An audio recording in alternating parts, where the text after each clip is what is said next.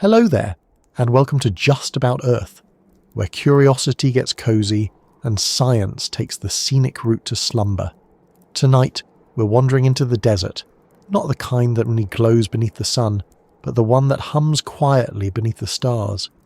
Somewhere out there, among dunes older than memory, stand shapes so familiar that even a child can draw them, and yet so mysterious that even the sharpest minds still hesitate before claiming to understand them. The pyramids, those colossal triangles rising from the sand like frozen echoes of another age. They have watched humanity change, fall, rebuild, and forget. And through it all they've remained still, waiting, patient, as though time itself were their oldest companion. If you're joining from somewhere far away, perhaps wrapped in a blanket or letting the evening slow your thoughts, I wonder, where are you listening from tonight? Maybe the night is quiet where you are, or maybe you can hear the rain or the hum of a city. Either way, it's all part of the same earth that built, dreamed, and puzzled over those massive structures by the Nile. Maybe it's night for you as it is in our story now, or maybe it's morning, the kind of morning that would make the pyramids glow like embers in the rising sun. Whatever the hour, it's your moment in time, and somehow that ties us to them. Those silent stones that once marked the passing of days in a world far older than ours. If you find this gentle exploration soothing, intriguing, or just a quiet way to end your day, I'd be ever so grateful if you liked this video, maybe subscribed, and help this little corner of calm reach someone else who could use a moment of wonder. You never know.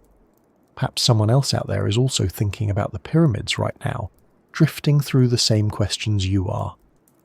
Because what if the pyramids aren't just tombs, or monuments, or ancient puzzles of engineering? What if they're something more, something that remembers? What if deep within their limestone layers, beneath chambers yet to be found, they hold the faint fingerprints of civilizations that came before Egypt? Lost worlds erased not by time, but by the forgetfulness of humanity itself. It's a thought that unsettles and soothes at once. The idea that history might be older than we think, that we might only be standing on the uppermost floor of a much taller tower. For most of us, when we picture the pyramids, we imagine the Great Pyramid of Giza, Khufu's masterpiece, perfectly geometric against the horizon, surrounded by smaller companions and watched over by the Sphinx, its weathered face half lion, half mystery. But if you were to stand before it now at dusk, when the desert light softens and the shadows stretch, it wouldn't feel like an artifact of human history. It would feel alive, immovable, yes, but breathing with heat and memory. There's something about being near a structure that has outlived languages, kings, empires, and perhaps even the very stars it was aligned with. And yet, for all we know about it, we understand so little. The pyramid has been measured, mapped, scanned, and studied by modern science. Every passage has been modelled, every stone weighed, every angle compared against the heavens. But despite all that, questions keep multiplying. Who were the first to dream this shape into being? Why build something that enormous, that precise, with tools no more advanced than copper chisels and ropes? And why align it so perfectly with the cardinal directions and the belt of Orion, as though its builders had not only an eye for the earth, but also for the stars? Archaeology tells us that the Great Pyramid was built around 4,500 years ago, during the reign of Pharaoh Khufu, around 2560 BCE. But as you might guess, not everyone agrees that's the full story. Some researchers and thinkers, both academic and independent, have wondered whether the pyramid might stand on foundations older than the pharaohs themselves. Could it be that what we call ancient Egypt was already inheriting a legacy from an even earlier world, a civilization erased by floods or cataclysm, leaving behind only fragments of its wisdom in the sands? To understand why people even ask such a question, we have to step back, far back, into prehistory, before the first hieroglyphs were carved, before the Nile was the lifeline of empires. back to a time when much of the Earth we know was locked in the last ice age. Back then, sea levels were lower, coastlines stretched farther, and what is now desert may once have been fertile plain. It's strange to think of Egypt, so defined by its sand, as once green and wet, but satellite scans and geological surveys show that much of the Sahara once held rivers, lakes, and even forests. When the climate shifted and the rains withdrew, people would have been forced toward the Nile, that one reliable thread of life running through the land. So maybe, long before pharaohs claimed divinity and built in stone, smaller societies were already thriving along those ancient riverbanks. Societies that mapped the skies, that counted the floods, that maybe, just maybe, built something durable enough to be remembered after the rest was lost. Because stone remembers, sand buries, and time, for all its erosion, can't quite erase everything. The idea that an advanced civilization could have existed before Egypt isn't mainstream science, but it's also not entirely outside the realm of curiosity. Geologists studying the weathering patterns on the Sphinx have debated for decades whether its erosion could have been caused primarily by wind and sand, as most Egyptologists say, or by heavy rainfall, which would date its original carving to a much wetter era, possibly thousands of years earlier. If that were true, it would place the Sphinx in a time before the Sahara was a desert, a time when humans, according to conventional history, were still scattered hunter-gatherers, not builders of monumental stone. The evidence is debated, often passionately, but the question itself keeps returning, because there's something about the pyramids that doesn't feel accidental. They seem too deliberate, too enduring, too knowing, as if whoever built them wasn't merely honouring kings, but speaking to the cosmos in a language of angles and light. That sense of deliberate timelessness makes people wonder whether the pyramids were designed not just as tombs, but as memory machines, repositories of knowledge, geometry, and cosmic order meant to outlast civilizations themselves. Imagine that. A society aware that everything it knew, its stories, discoveries, its understanding of the world, could one day vanish, and deciding to encode that wisdom not in books or scrolls, but in stone. Massive, immovable, weatherproof stone. The kind of structure that even if buried under desert or swallowed by floodwaters, could one day be found and still speak, silently but clearly. That would make the pyramids not just monuments to the dead, but messages to the future. That possibility draws people in, generation after generation. It's what keeps archaeologists, engineers, and dreamers returning to Giza, each trying to read the pyramid in a new way. Some look at the geometry, the precise ratio between height and base, which corresponds strikingly with the mathematical constant pi. Others point to the orientation, nearly perfect north alignment, achieved without modern instruments. Still others notice that when viewed from above, the three main pyramids mirror the layout of Orion's belt, with slight positional offsets matching the brightness of each star. Coincidence? Maybe, or maybe not. If you think about it, these patterns wouldn't be hard to notice for people who lived their lives under unpolluted skies. For ancient Egyptians, the night sky wasn't just decoration. It was a calendar, a map, a divine order written in starlight. To align a structure with the heavens was to connect Earth with the cosmic. Every sunrise, every star's transit had meaning, and so perhaps the pyramids were built not just as homes for the dead, but as bridges between worlds, between sky and sand, between gods and humans, between memory and eternity. It's humbling in a way to realise that these monuments were already ancient when some of the oldest cities we know were being founded. To imagine that by the time the Roman Empire rose and fell, the pyramids were already older than Rome itself would ever become. If they could think, if stone could remember, what would they make of us now? The tourists with cameras, the scientists with drones, the dreamers with questions that sound suspiciously like longing. When you strip away the myths, what's left is still awe. Because no matter how they were built, by whom or why, They are evidence of something distinctly human, the desire to endure, to leave a mark, to speak across millennia. And perhaps that's the real secret they hold. The proof that we've always wanted to be remembered. That the need to build something lasting, something beautiful, is part of what defines us as a species.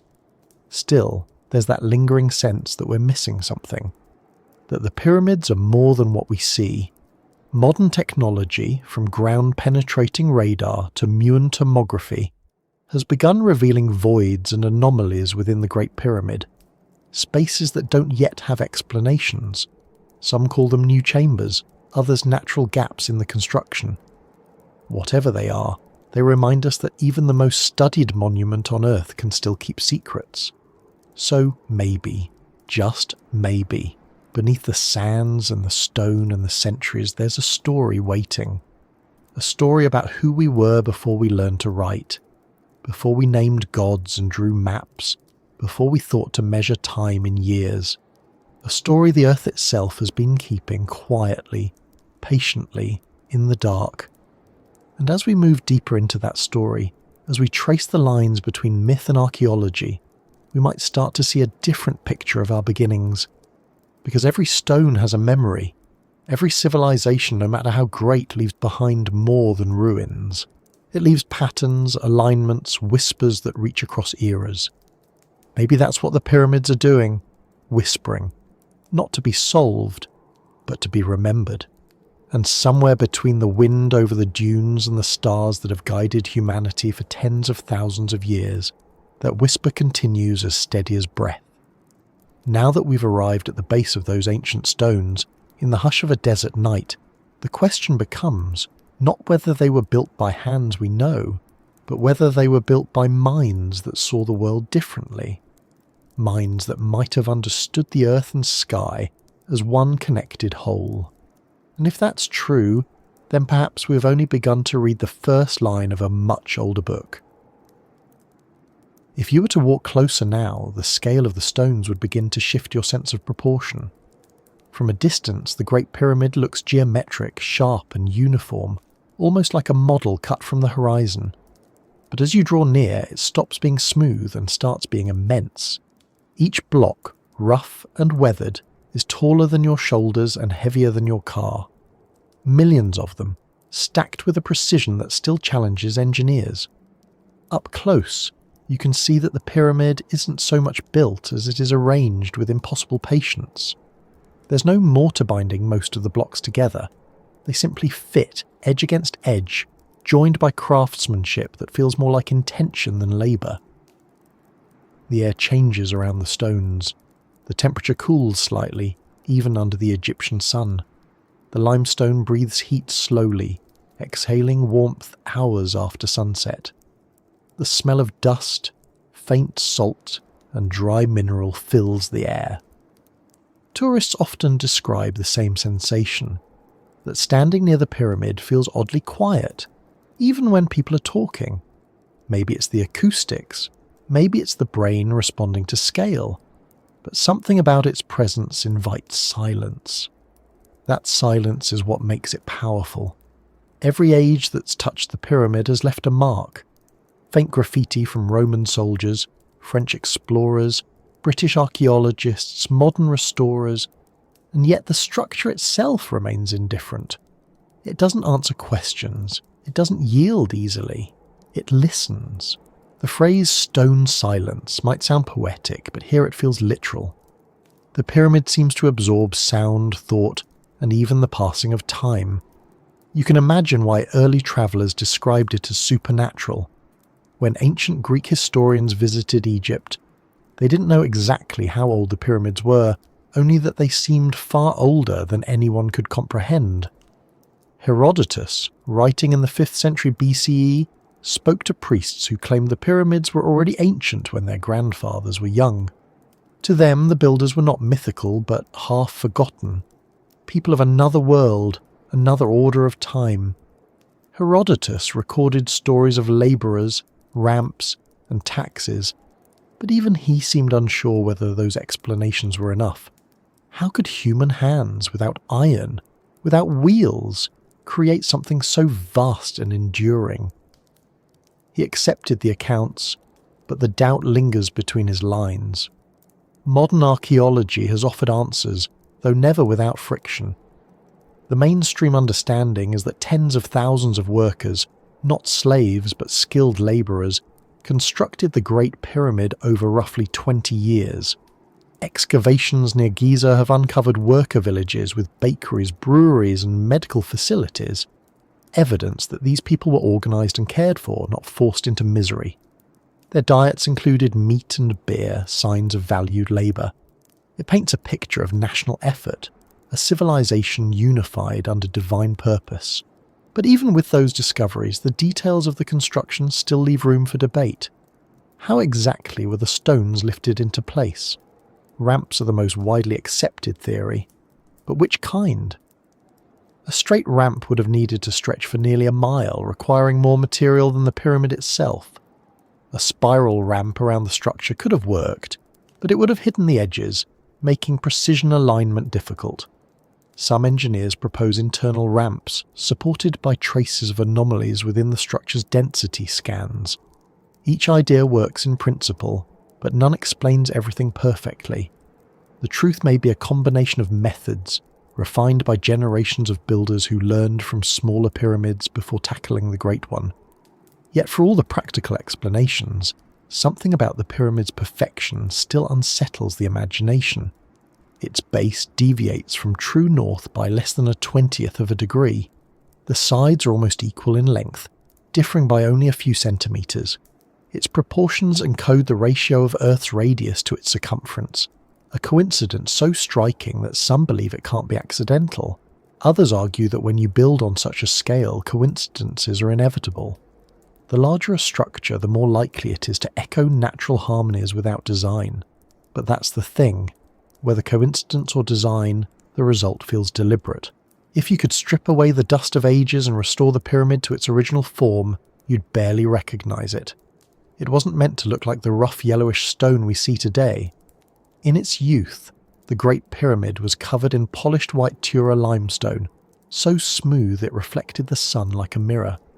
Its tip was probably capped with electrum, a natural alloy of gold and silver that caught the light at sunrise and sunset. From miles away, it would have gleamed like a star fallen to earth. In a land where sunlight defined existence, it must have felt divine. That brilliance was not just beauty, it was meaning. The pyramid wasn't simply an object, it was a statement. Its shape, its orientation, its materials all carried layers of symbolism. The pyramid represented the primeval mound of creation, the first solid ground that emerged from the waters of chaos in Egyptian mythology. Its tip reached toward the heavens, uniting earth and sky. And because its sides faced the cardinal directions, it tied the structure to cosmic order, the ancient principle of Ma'at, balance, truth, harmony. Every angle was a prayer rendered in stone. Over time, of course, that meaning faded from cultural memory.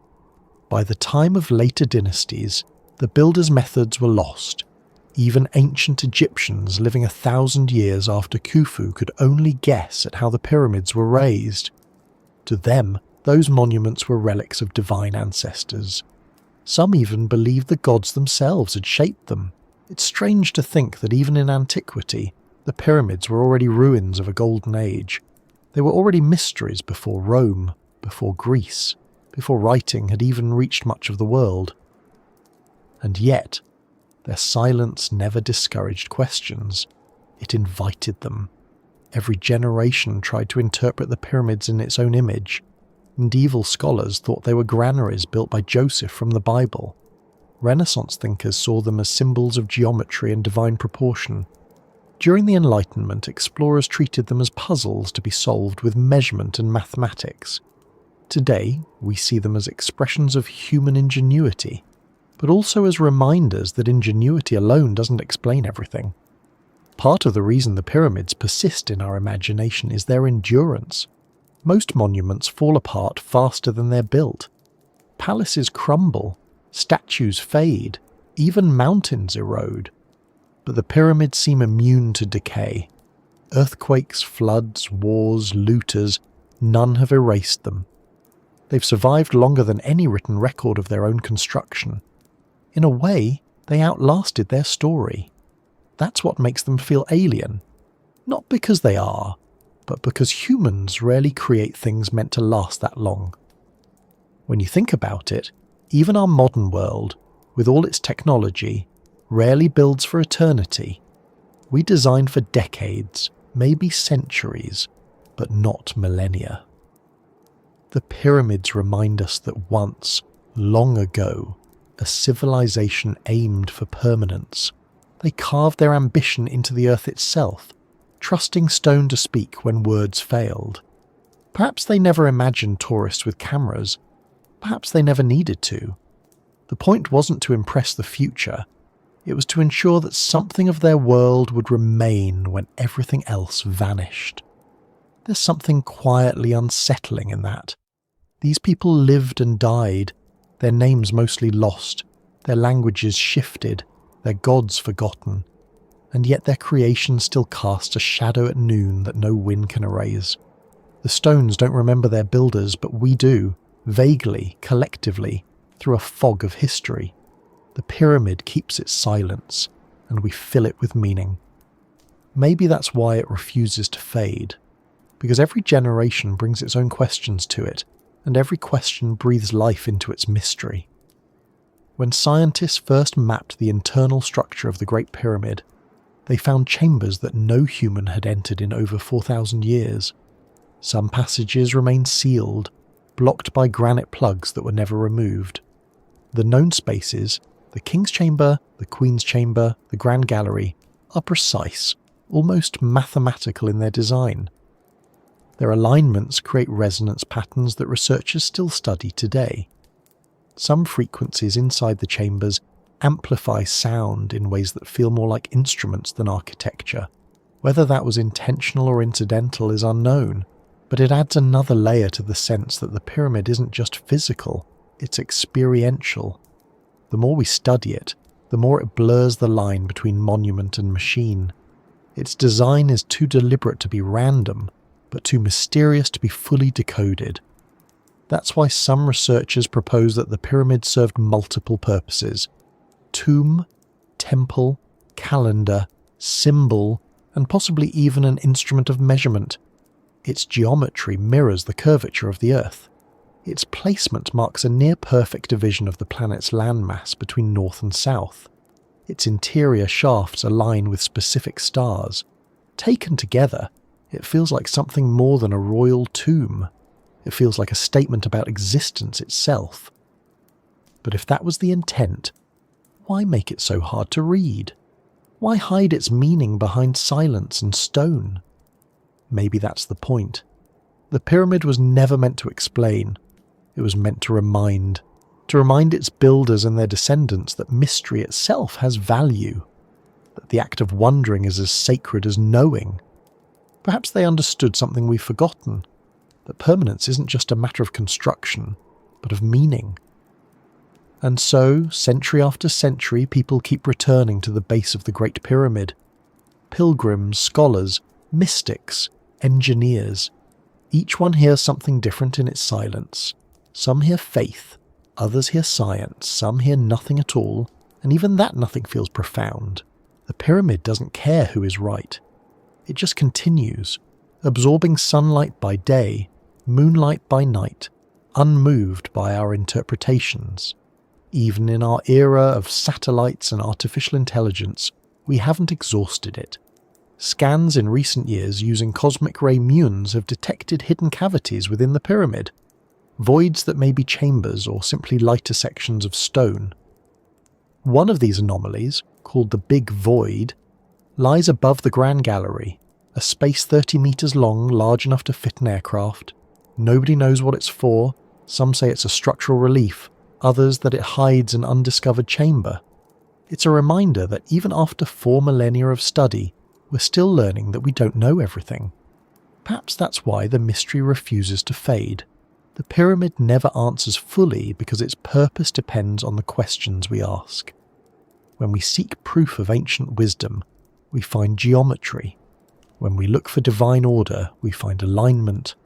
When we want to understand humanity's earliest achievements, we find evidence of ingenuity so vast it humbles us. Whatever we're searching for, the pyramid reflects it back in silence, as though it were less a monument and more a mirror.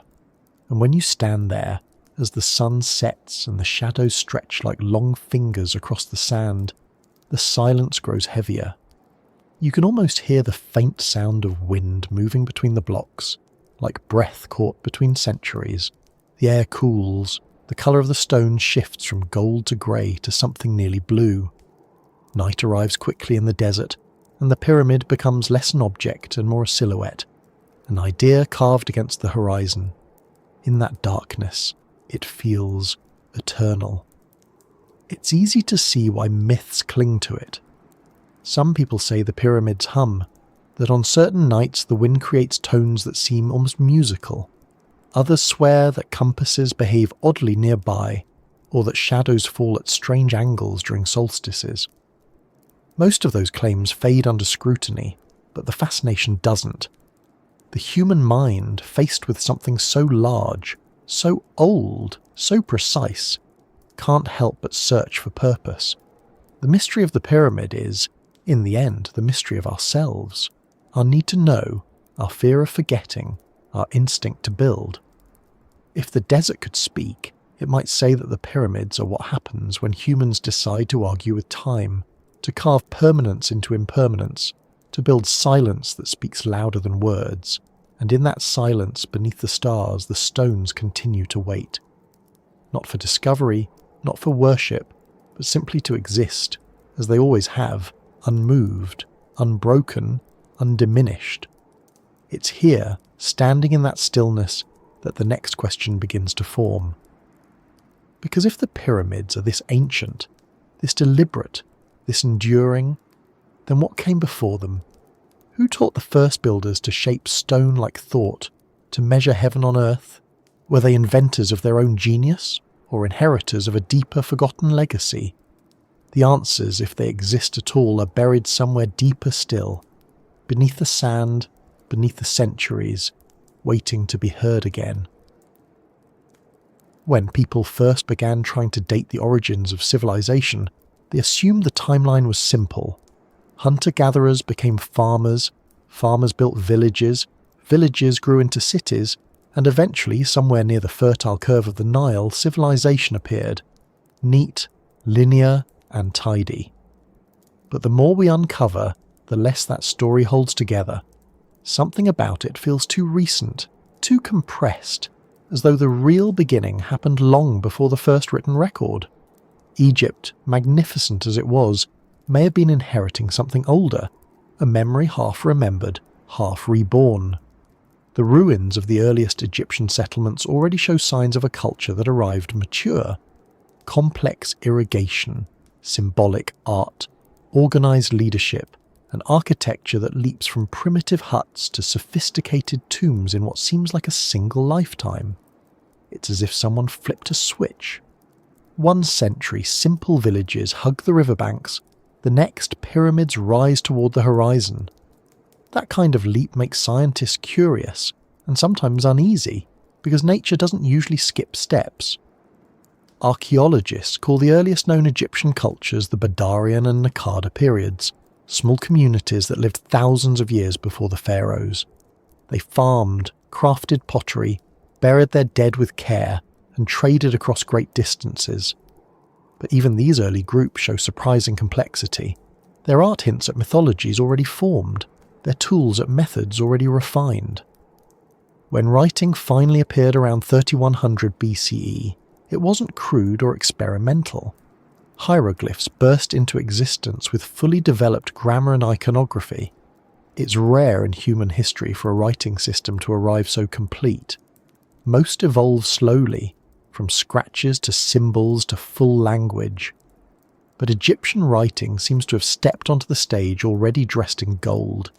That's one of the reasons some researchers think Egypt's roots might reach deeper than we've dated. They wonder if there was a parent civilization, a culture lost to time that seeded these early ideas. It's a controversial thought, because it brushes up against the boundary between archaeology and speculation, but it's not without hints. Around the world, similar patterns appear. Ancient sites that seem too advanced for their supposed age. Stone structures aligned with stars long before formal astronomy. Myths that describe floods, lost lands, and gods who taught architecture and agriculture before disappearing. In Egypt's case, those stories are woven into their religion. Their myths speak of a time before the dynasties, when gods walked the earth. They called that age Zep Tepi, the first time. In their legends, it was a golden era when knowledge, order, and cosmic balance were given to humanity. Later kings claimed to restore what had been lost since Zep Tepi, as if all of Egyptian civilization was a memory trying to reassemble itself. Scholars interpret that as myth, a symbolic way of describing the dawn of culture. But myths often preserve truth in poetic disguise. When a civilization remembers a first time, it may be echoing an era it can no longer date, an age whose ruins have been swallowed by sand and sea. If we follow those echoes farther back, the trail leads not just into Egypt, but into the broader story of early humanity. During the last ice age, much of the world looked different. Sea levels were lower by more than 100 meters.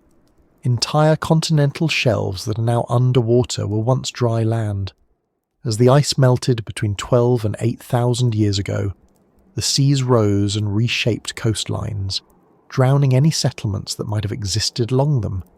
If people had built cities, farms, or monuments near those ancient shores, they would now be hidden beneath the waves. This isn't just theory. Archaeologists have already found submerged ruins off the coasts of India, Japan, and the Mediterranean, stone walls, roads, and possible temple foundations dated to times when those regions should have been underwater. None have yet shown evidence of a forgotten civilization comparable to Egypt, but they remind us that much of Earth's early story may be out of reach, lying in the deep silence of the ocean. Back on land, evidence continues to shift the timeline. Sites like Göbekli Tepe in modern Turkey have rewritten what we thought we knew about prehistory. Built around 9600 BCE, thousands of years before the pyramids, Göbekli Tepe features massive carved stone pillars arranged in circles, decorated with animal reliefs and abstract symbols. No one expected hunter-gatherers to build something so large or sophisticated, yet there it stands, buried intentionally by its creators long before Egypt's first pharaoh drew breath. It suggests that the ability to organize labor, design architecture, and symbolize belief existed much earlier than we imagined. That discovery changed everything.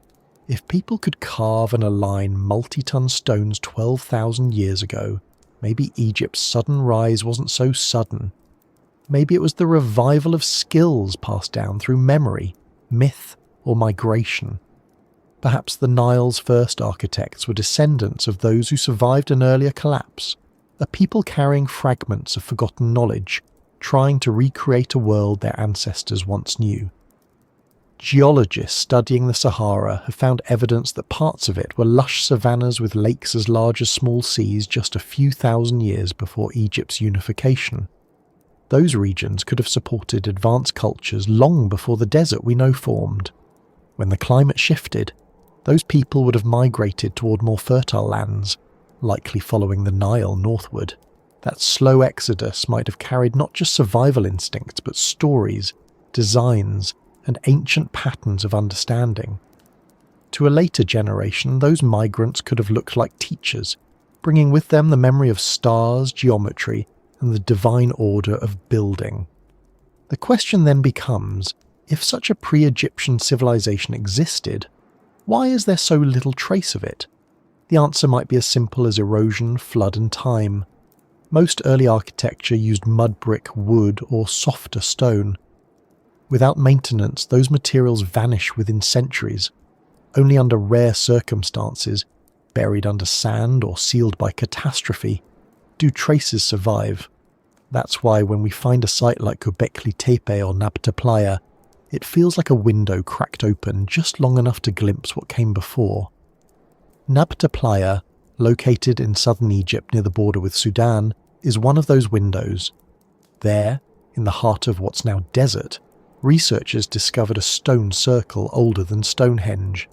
It dates to around 7000 BCE and aligns with the summer solstice, a clear sign of astronomical observation. The people who built it track the stars to predict seasonal rains, an early form of calendar making.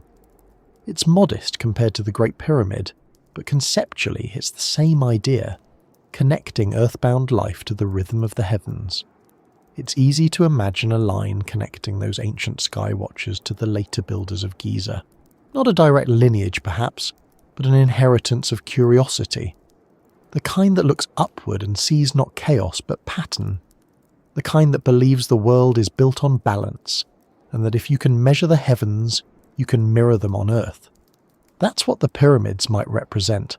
Not the beginning of civilization, but its remembering. Of course there's another perspective. Many archaeologists argue that Egypt's rapid rise wasn't due to lost ancestors, but to cultural evolution. Once agriculture stabilized along the Nile, surplus food allowed specialization. People could focus on craftsmanship, astronomy, administration. Innovation compounds quickly when people no longer struggle to survive each day. Within a few centuries, knowledge snowballs, and what looks like a leap is really just acceleration. It's a fair argument, grounded in evidence, and yet the sense of inheritance remains. Egypt's art, architecture, and myths feel too complete, too confident for a society just finding its footing. It's like a song that begins mid-melody. Whatever the cause, the pattern is clear. Civilization doesn't always climb a steady ladder. Sometimes it stumbles, forgets, and rebuilds. Geological and archaeological records show multiple episodes of climate upheaval. Droughts, floods, volcanic winters, each capable of resetting human progress. After each collapse, survivors reorganized, carrying fragments of memory into the next age. So perhaps the story of Egypt is not the first chapter of civilization, but the latest retelling of an older one. A civilization out of step, rising before the world was ready to remember how to build again. Some researchers go further, connecting Egypt's earliest myths with flood legends from other cultures. The story of Atlantis described by Plato speaks of a powerful civilization destroyed by deluge. In Mesopotamia, Sumerian tablets tell of Ziusudra, a man who survived a great flood sent by the gods, a story that became the root of Noah's tale in later traditions. In Andean myths, the god Viracocha emerges after a world-ending flood to teach humanity the arts of civilization. These patterns repeat too often to ignore. Different lands, different names, but the same memory. A world lost to water, followed by rebirth guided by survivors or gods. To the ancient Egyptians, the Nile's annual flood was not destruction, but renewal. It brought fertility, nourishment, and rhythm. Perhaps that's why their myths of the first time describe creation emerging from water. They saw floods not as endings, but beginnings. In that sense, the pyramids themselves could be monuments to survival, symbols of stability rising from the waters of chaos, declaring that order had returned. The precision, the alignment, the permanence, all expressions of defiance against the memory of loss. Modern science, cautious as it must be, still entertains the possibility of unknown chapters in prehistory.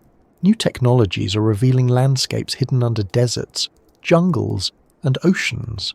Ground-penetrating radar, satellite imagery, and LiDAR scans have uncovered lost cities in the Amazon, Cambodia, and the Sahara. Places erased not by mystery but by nature's patience. Egypt's deserts are vast and much of it remains unexplored beneath shifting dunes.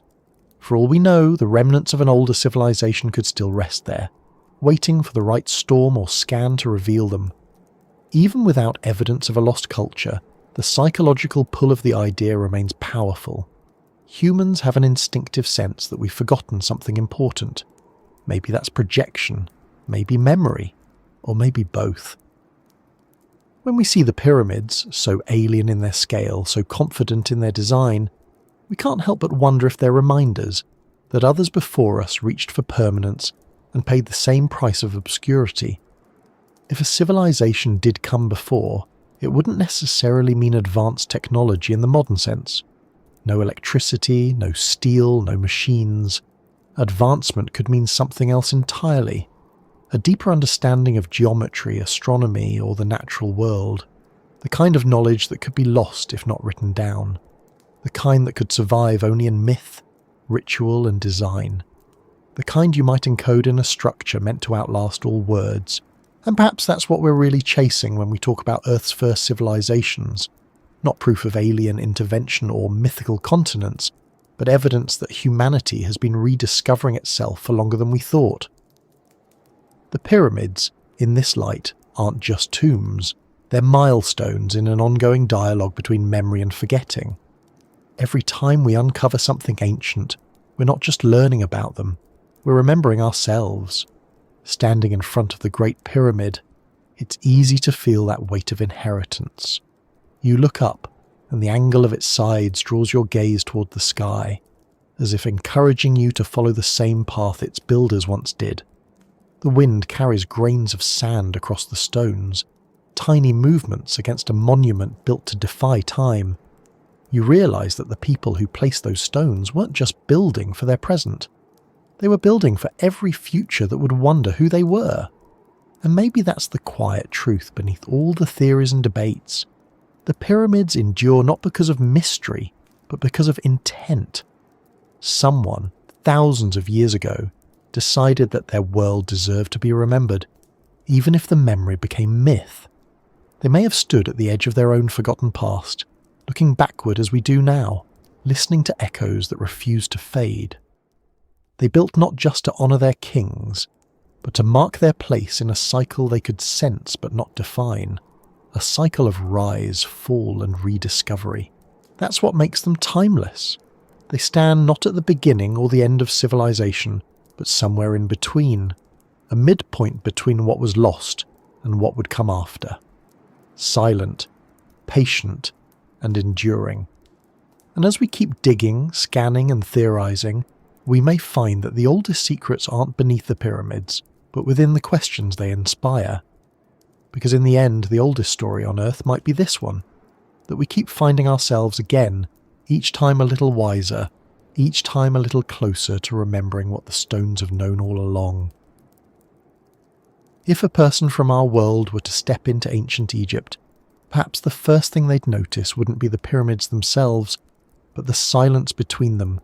Not an empty silence, but the kind that feels like it's waiting for something to be understood. The desert has a way of preserving not just objects, but atmosphere. You could stand there and feel that those stones are saying something, though you can't yet tell what language they're using. Maybe that's because their language was never meant to be spoken. It was built.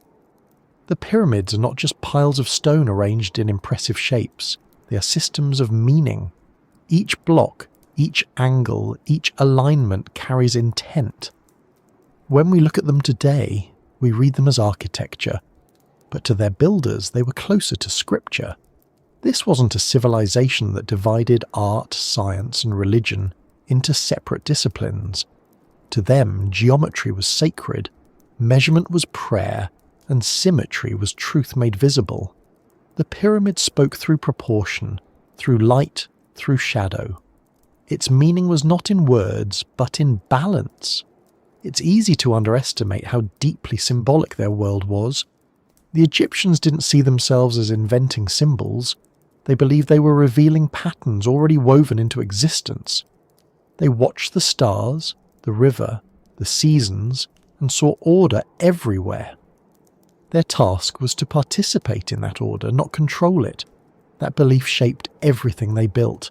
You can see it in their temples, in the way corridors align with sunrise on particular days, in the way inscriptions describe the journey of the soul as a voyage through light and darkness. The pyramid was the grandest expression of that idea, a monument that didn't just house the dead, but enacted the very process of transformation it described. To us, a tomb is a place of endings. To them, It was a threshold. The pyramid's interior passages were not random. They mapped a path from earth to sky, from physical to eternal. The shafts pointing toward specific stars were not decorative but functional, guiding the king's soul toward the constellations associated with rebirth. The shape itself, that broad base narrowing to a single point, represented the ascent from the many to the one, from chaos to order. In that geometry they found philosophy.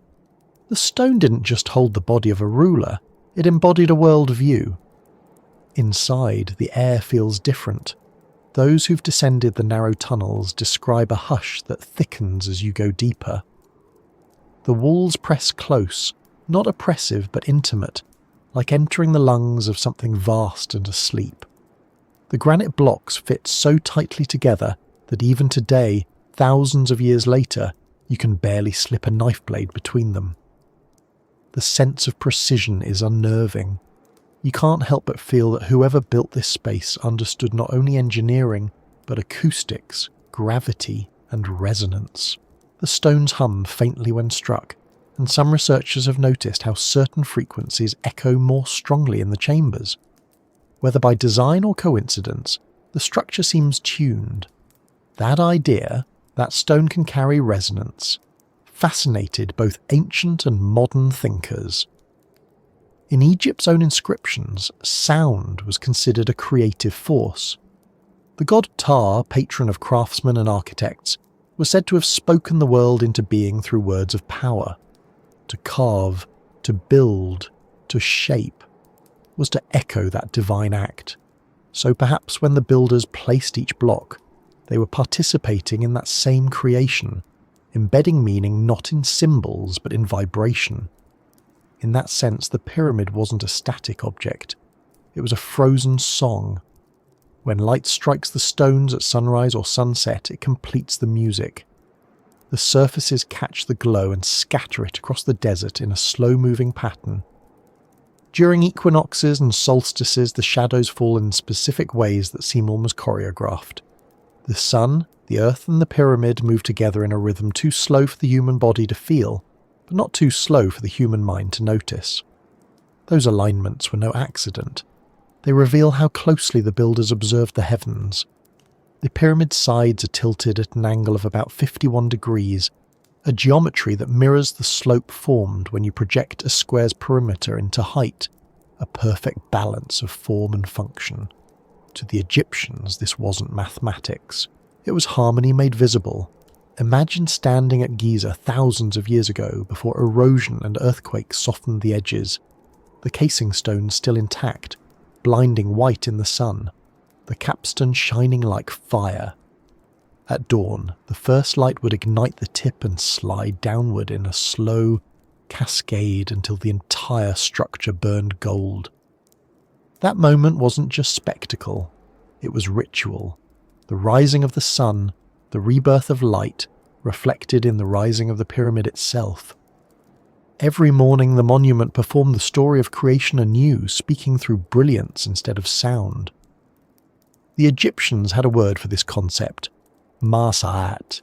It meant truth, balance, and the rightness of things. It was not just moral law, but cosmic alignment. To live in Ma'at was to live in accordance with the universe. The pyramid was Ma'at in stone, its flawless symmetry, its orientation to the cardinal directions, its harmony with the cycles of the sun. All of it embodied that principle. For them to build such a structure was to reaffirm that order existed, that chaos had not won. That's what makes the pyramid so different from the monuments of later cultures. They weren't meant to dominate the landscape. They were meant to participate in it. Each was placed with awareness of the horizon, the river, the stars. The Giza Plateau itself forms part of a greater map when viewed from above. Some researchers note that the three major pyramids align not just with Orion's belt, but with key celestial meridians, as though the builders were inscribing a piece of the sky onto the ground. Whether or not every alignment was intentional, the mindset behind it was clear. They were translating the cosmos into architecture. That translation required knowledge, not just of geometry, but of observation. The ancient Egyptians measured time not by clocks, but by the movement of the stars. They divided the night sky into decans, groups of stars that rose at regular intervals, allowing them to track hours long before mechanical timekeeping. They knew the length of the solar year, the tilt of the Earth's axis, and the pattern of planetary motions. Their calendars synchronized with the annual flooding of the Nile, the heartbeat of their world. To encode all of that into stone was a statement of mastery, not over nature, but in harmony with it. And yet, there's something more subtle happening within that stone language. The builders didn't leave blueprints or explanations. They didn't need to. The pyramid's message wasn't directed to its contemporaries. It was aimed at time itself. Every line, every alignment was a way of saying, "We were here and we understood." They knew that words erode, that languages shift, that even memory fades. But mathematics, proportion, and starlight, those are universal. Anyone, in any age, could look at that geometry and recognize intent. In that way, the pyramid speaks across civilizations, across millennia, in a dialect of order. When explorers from the modern world first entered the Great Pyramid's chambers, they found no treasure, no inscriptions, no overt messages, just space, angles, and stone. To many, that emptiness felt anticlimactic. To others, it felt profound. The absence itself was communication, a silence that said, "Look deeper." The builders didn't decorate the interior because they didn't need to. The structure was the message. Every measurement, every echo, every shaft of light told its own story. They didn't need to speak because they had already said everything that mattered through precision. Over centuries, that silent speech has been translated and retranslated. Mathematicians see in it a treatise on geometry. Architects see a manual on balance and load. Astronomers find a record of celestial motion. Philosophers see metaphor, the ascent toward truth. And those seeking mystery find plenty of room for it. The pyramid accommodates them all because it doesn't insist on one interpretation. Its language is open-ended, adaptable, alive. It's strange to think that something so massive could be so subtle. But that's the paradox of the pyramids. The louder we study them, the quieter they seem to become. Every measurement reveals precision but not purpose. Every discovery answers one question and opens two more. It's as if the structure was designed to remain slightly out of reach, always one step beyond full comprehension. That quality, the balance between revelation and concealment, is what keeps the pyramid alive as an idea. The same principle can be seen in their hieroglyphs. Egyptian writing wasn't purely phonetic, it was symbolic, layered with meaning. A single sign could represent a sound, an object, or a concept depending on context. The same applied to architecture. A pyramid could be a tomb, a cosmic mountain, a mathematical theorem, and a spiritual machine all at once. The culture didn't draw hard lines between those categories. To them, reality itself was multidimensional. The visible and the invisible coexisted. So when they built in stone, they weren't just constructing matter. They were arranging existence. Even the materials had significance. Limestone symbolized purity and light. Granite represented durability and strength. Gold was the flesh of the gods. Each was chosen not just for its physical properties, but for what it meant. When the builders used red granite for the king's chamber, they weren't just selecting a sturdy material. They were invoking vitality and eternal power. Every substance, every texture was part of the message. You can still feel it today. The moment you step inside, the world outside fades. The light narrows to thin beams from electric lamps or torches, bouncing off smooth stone. The temperature drops. Your footsteps echo differently, depending on where you stand, as if the building is listening. You notice how the air feels heavier, though you can't say why. In that quiet, the distinction between structure and presence blurs. You begin to understand that this place wasn't built to be seen. It was built to be felt. And perhaps that's the truest way to read the pyramid's language. Not with the mind, but with the body. The rhythm of steps through narrow halls, the tilt of your head upward toward the ceiling, the hush that settles in your chest. It's all part of the message. The architecture guides you through an experience of transformation, from wide to narrow, from light to dark, from human scale to something vaster. You emerge not with information but with perspective. That's the genius of a language built without words. It doesn't rely on translation or explanation. It bypasses intellect and speaks directly to perception. Whether you're an ancient priest or a modern traveller, the pyramid invites the same response: wonder, humility, curiosity. It doesn't need to persuade you of anything. It just stands there, quiet, certain, patient. And maybe that's why, after thousands of years, it still holds power. Because deep down, humans still understand that kind of communication. We still build monuments, write equations, compose music, and stare at the stars for the same reason: to connect. The pyramid is part of that lineage, a message from a people who spoke to the universe through stone and silence. It makes you wonder how much of that understanding we've kept, and how much we've forgotten. We live surrounded by words, signs, and signals, but rarely do we build meaning into form the way they did. The pyramid reminds us that the truest language doesn't need explanation. It needs intention. Each angle, each proportion, each line of shadow is a sentence written for anyone patient enough to listen. As the night deepens around Giza and the stars reclaim their ancient positions above, the pyramid's language becomes clearer, not in sound, but in alignment. Orion rises where it always has. Sirius gleams toward the horizon. The air cools, the desert quiets, and the stones begin their slow conversation with the sky. Whatever message they're sending has been repeating for thousands of years, steady and calm, indifferent to whether we understand it or not. And somewhere in that endless dialogue between heaven and earth, a truth hums quietly. That maybe understanding was never the goal. Maybe the pyramid's builders weren't trying to tell us something specific, but to remind us how to listen to proportion, to silence, to the slow pulse of the planet beneath our feet. Because sometimes the oldest languages aren't written in words at all.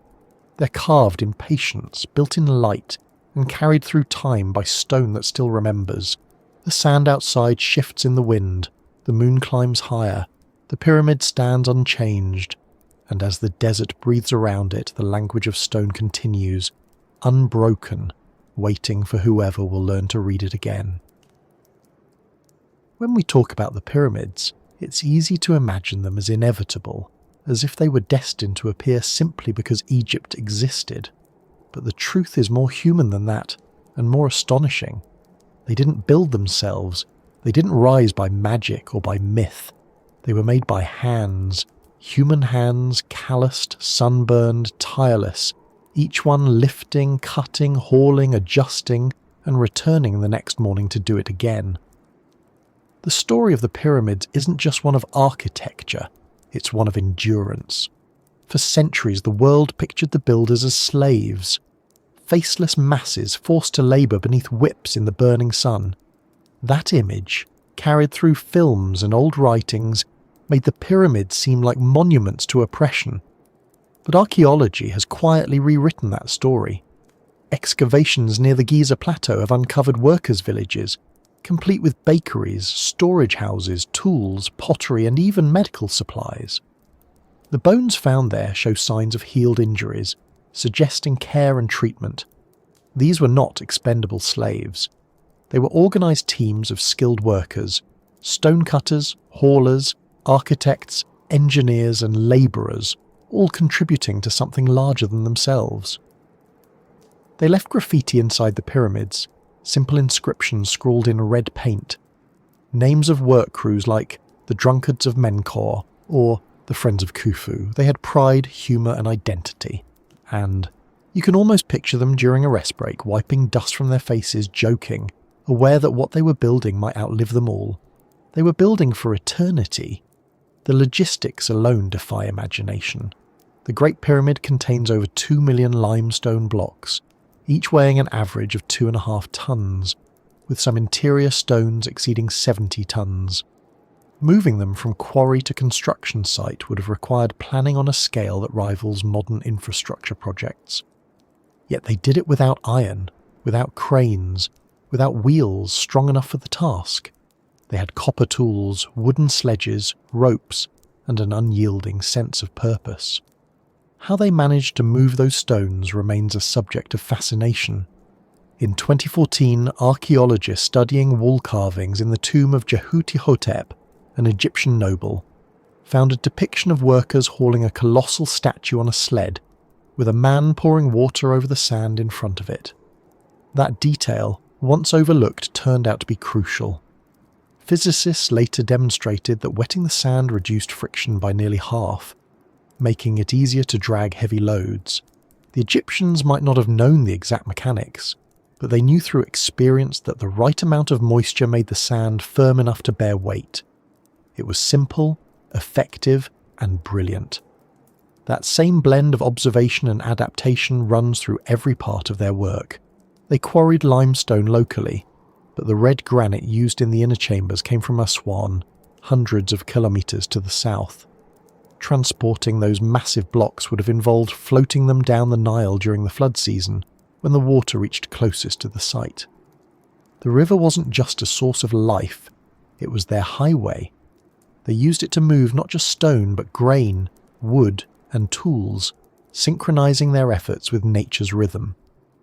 Imagine the scene along the river. Long lines of workers guiding rafts loaded with stone, the sound of voices calling in rhythm, the slap of water against wood. On the horizon, the pyramid rises slowly, layer by layer, the desert around it vibrating with activity. At the site, ramps spiral upward, pulleys creak, levers strain, and thousands of coordinated movements turn chaos into order.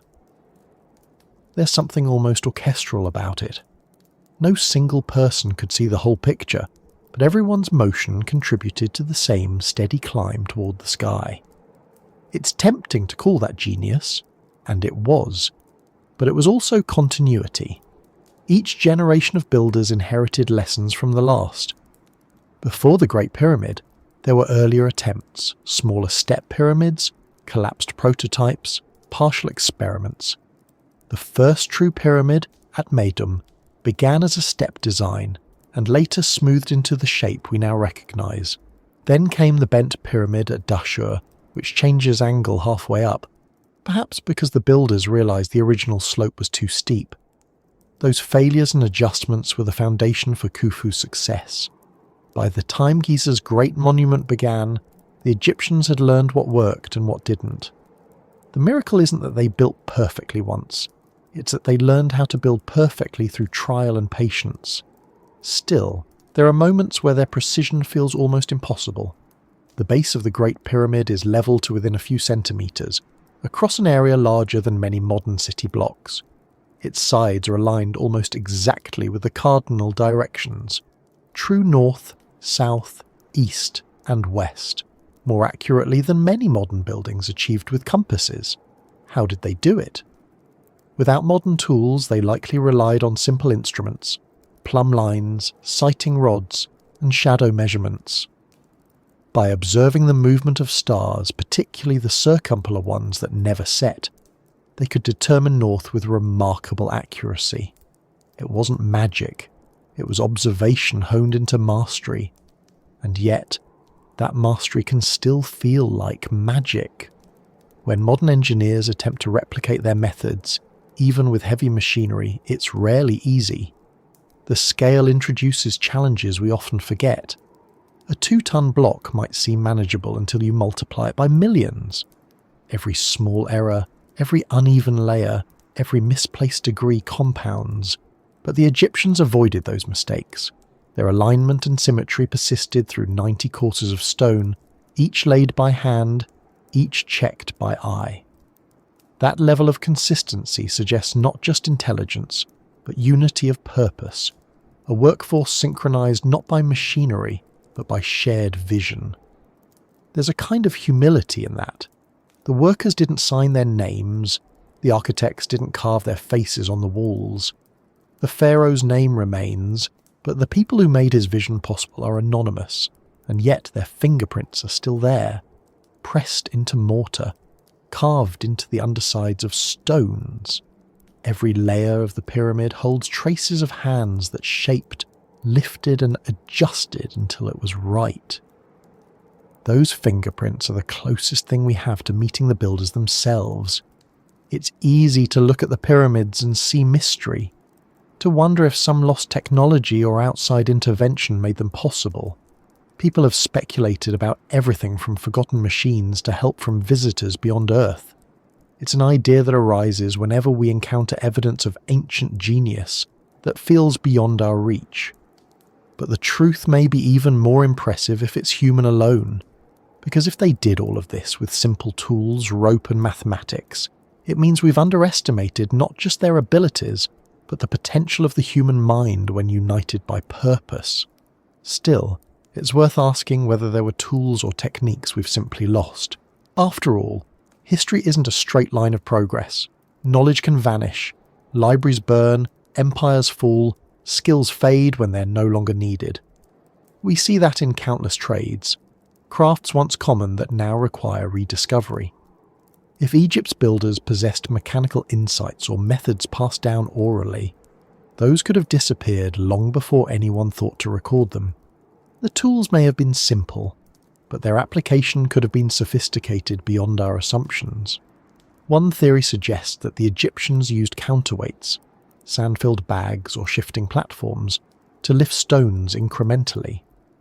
Another proposes that they used levers in series, raising each block in stages. There's even speculation that they built internal spiral ramps within the pyramid, dismantling them as they went, leaving only the final structure. Each hypothesis adds another possibility to the mosaic of ingenuity. What's remarkable is that so many methods could have worked.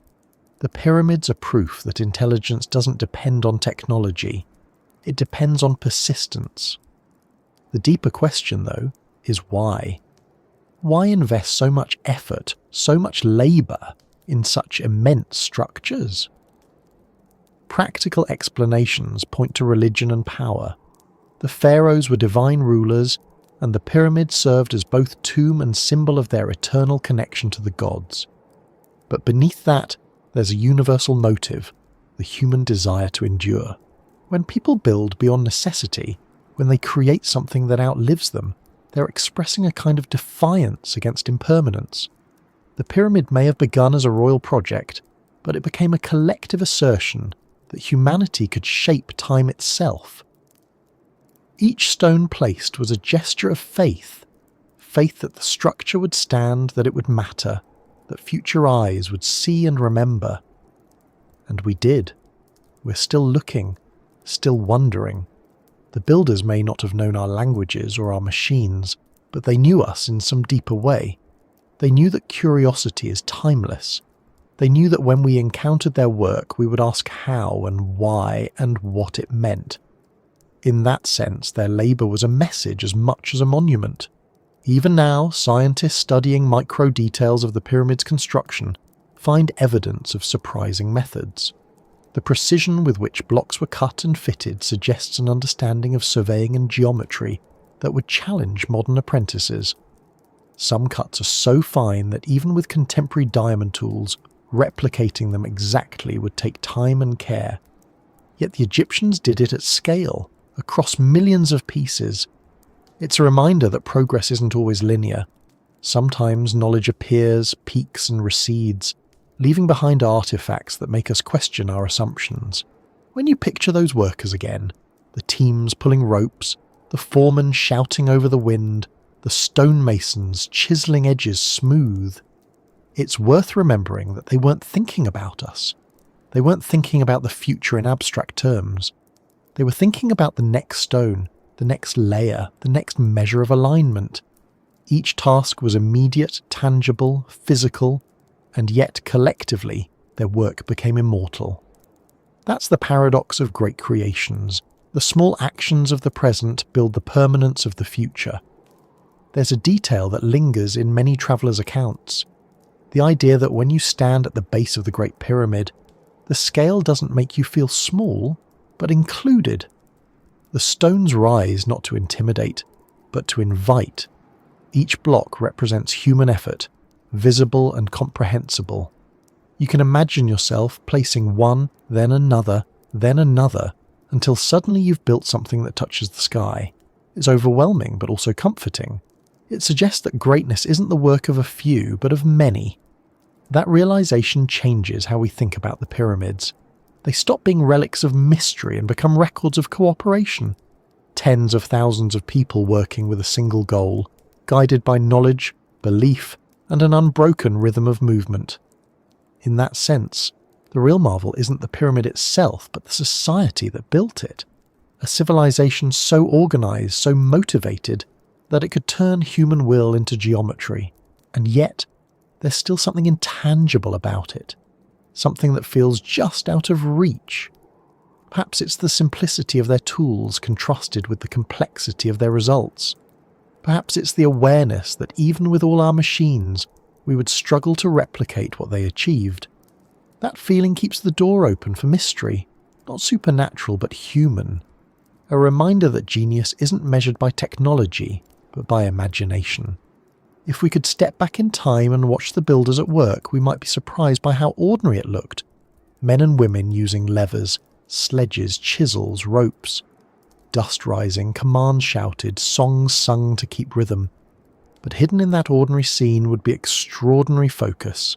Each adjustment, each measurement, each gesture of cooperation was part of a language that didn't need words. It was the same language that shaped the stones, the same that aligned the stars, the language of doing, of making, of believing. And as the final stone was set, as the last echo of hammer against granite faded into silence, the builders might not have cheered. They might have simply stepped back and looked up, realizing that they had created something that would outlast their names, their lifetimes, their world. Their hands, though gone, are still there in every line of the structure. The pyramid is their memory, not of kings or gods, but of themselves, of what human hands can achieve when guided by unity and purpose. The desert wind continues to move around the stones, soft and unending.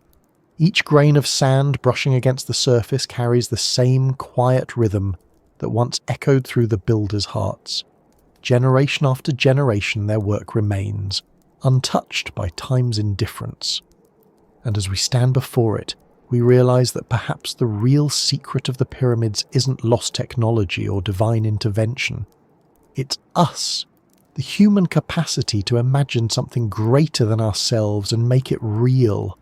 One stone, one breath, one heartbeat at a time.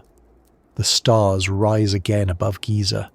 Their light touches the tip of the pyramid just as it did thousands of years ago. Somewhere beneath that glow, the memory of the builders persists, not in bones or names, but in geometry, in the alignment of earth and sky.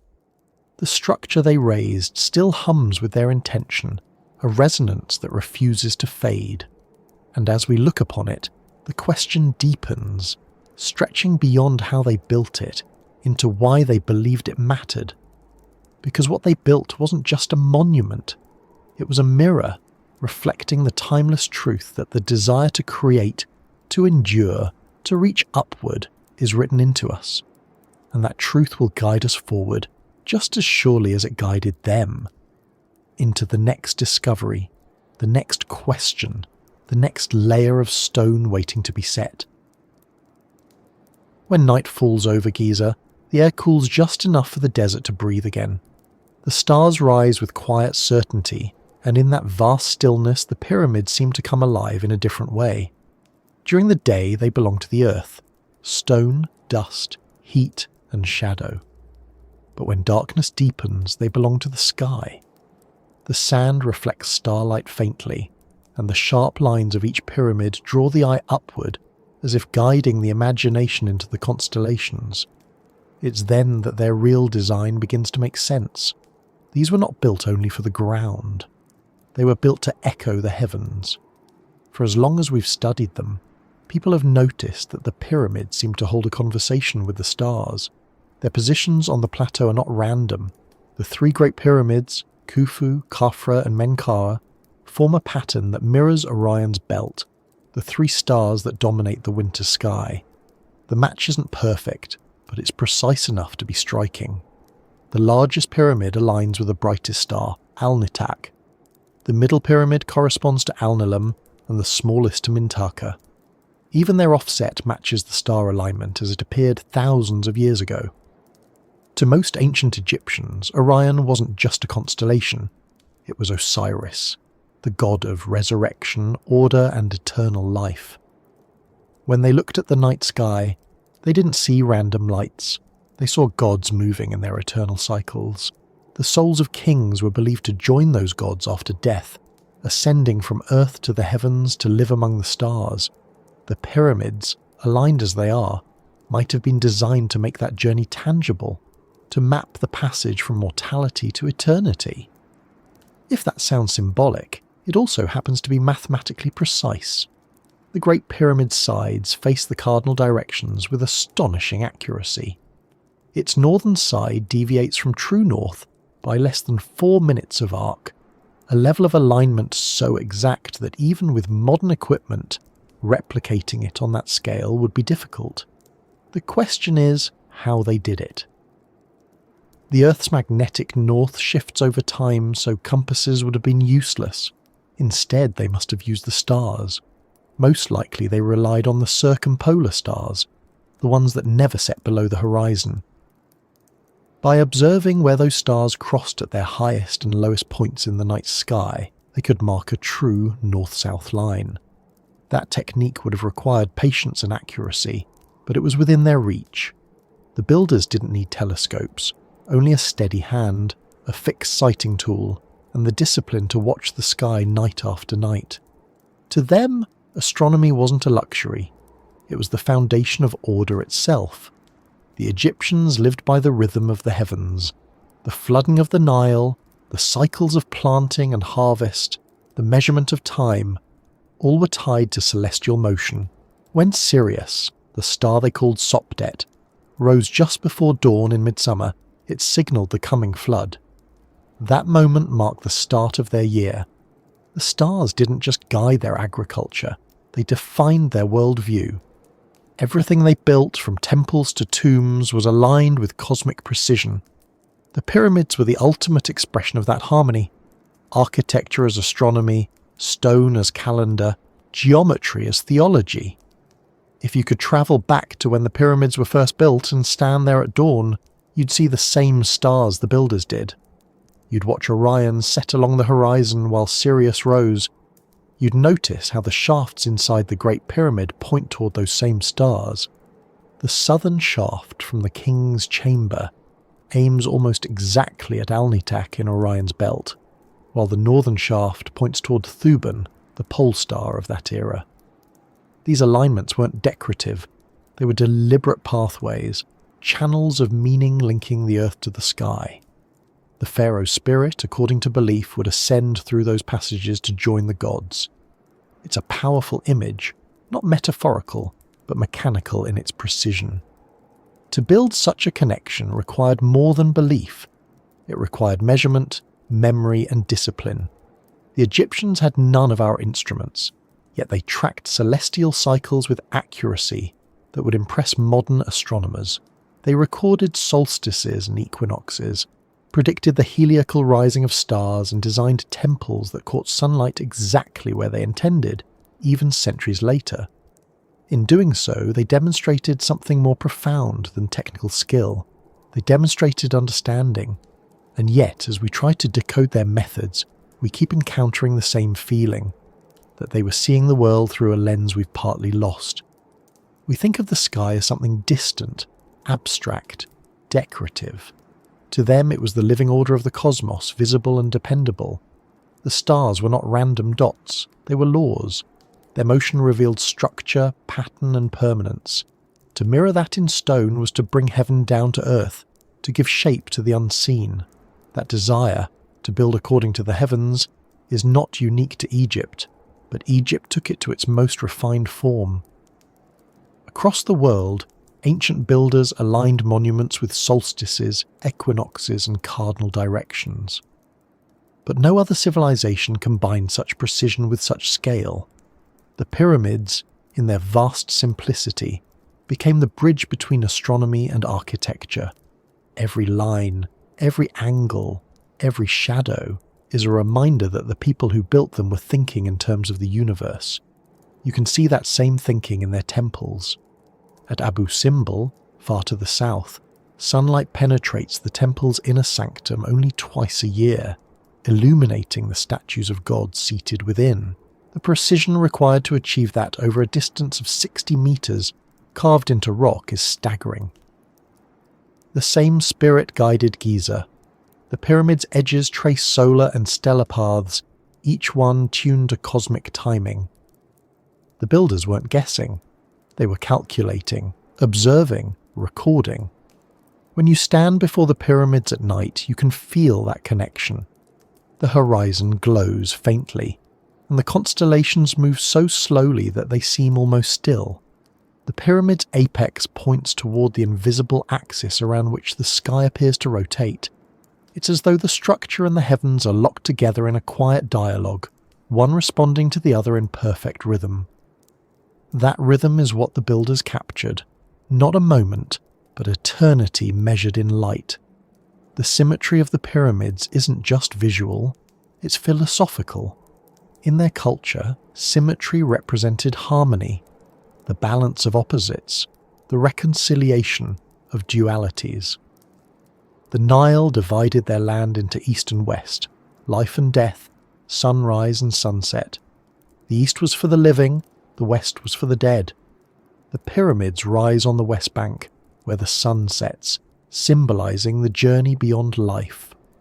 But their alignment to the cardinal points ensures that even in death, the pharaoh's resting place remains in balance with the cosmos. The pyramid, in that sense, isn't a structure of stone. It's a compass of eternity. That same idea extends downward into the ground. Beneath the plateau, tunnels and tombs follow geometric order. Even the layout of the workers' village reflects a deliberate plan oriented toward the monuments. Nothing was arbitrary. Every part of the landscape participated in the same system of symmetry. It's as if the entire plateau was designed as a single instrument, each component resonating with the others, all tuned to the same cosmic key. The more you study that design, the more it feels like a blueprint, not just of architecture, but of thought. The builders didn't separate engineering from philosophy. For them, building well meant building rightly, in accordance with truth, with Ma'at. The pyramid's proportions reflect that pursuit of perfection. The ratio between its height and the perimeter of its base mirrors the relationship between a circle's radius and circumference, the number we call pi. Whether intentional or coincidental, that relationship ties the pyramid to the mathematics of nature itself. To encode such harmony into stone suggests a worldview that saw no boundary between physical and spiritual truth. If you walk along the base of the Great Pyramid, you can feel that intention in its geometry. Each corner is slightly higher than the centre, creating a subtle convex curve that corrects for optical illusion. To the naked eye, the sides appear perfectly straight, even though they're not. The builders anticipated perception and adjusted reality to preserve balance. That's not luck. That's knowledge of how the human mind sees. They understood proportion not only as mathematics, but as experience. This blend of science and awareness feels modern, yet it's ancient. The builders didn't just copy the stars, they engaged with them. They turned cosmic observation into architecture that teaches by being. You don't need to understand astronomy to sense that the structure is ordered. The symmetry speaks directly to something fundamental in perception, the same instinct that finds comfort in balance and meaning in pattern. The pyramid doesn't demand belief. It shows you balance and lets you feel it. And maybe that's the true genius of its design. It doesn't impose, it reflects, It mirrors both the universe above and the observer below. To look at it is to see proportion that feels right, even if you can't explain why. That rightness, that quiet correctness, is the pyramid's language of truth. It doesn't whisper secrets. It simply exists in perfect agreement with the world that made it. Over the centuries, the desert has shifted around the pyramids, burying and revealing them in turns. Sand has crept into cracks, wind has softened edges, earthquakes have loosened stones. Yet their symmetry remains. Even when eroded, even stripped of casing, they hold their form. That endurance isn't just structural, it's conceptual. The blueprint survives because it's written in the language of nature, proportion, alignment, repetition. Those things don't age. Modern researchers using satellite imagery have discovered that the Giza complex aligns not only with celestial coordinates, but with geological ones. The plateau's bedrock itself forms a natural foundation that follows the lines of the pyramid bases. The builders didn't fight the landscape, they incorporated it. In doing so, they bound the man-made and the natural into a single stable system. The result is a monument that has survived earthquakes, floods, and the rise and fall of civilizations without shifting from its purpose. When you think about it that way, the blueprint isn't just mathematical, it's ecological. The pyramids exist in balance with the Earth's surface, not against it. They absorb temperature changes, deflect wind, and rest on foundations that distribute weight evenly across natural strata. The builders didn't just build on Earth, they built with it. That insight changes how we interpret them. The pyramids are often seen as isolated symbols of ambition, but they might be the opposite, expressions of harmony. The builders were not trying to conquer nature, but to express its order through human design. That's why their structures feel timeless. They are scaled versions of the world's own geometry. And as you stand there at night, watching the stars shift over the pointed silhouettes, it's easy to understand why the builders looked upward for guidance. The stars are constant but changing, fixed yet moving, silent yet full of meaning. The same could be said of the pyramids. Each reflects the other. Both are patterns written in permanence. The desert grows still, the wind softens, and somewhere near the horizon, Orion tilts slightly, its belt angled just as it was when the first stones were set. This same alignment that guided ancient eyes now guides ours. In that moment, time feels less like a line and more like a circle. The stars rise, fall, and return. The sand shifts and settles. The symmetry remains. The blueprint written in the sky is not a mystery to be solved, but a relationship to be remembered. The connection between what we build and what we see, between the ground we stand on and the heavens we imagine. The Egyptians understood that balance so well that they didn't need to explain it.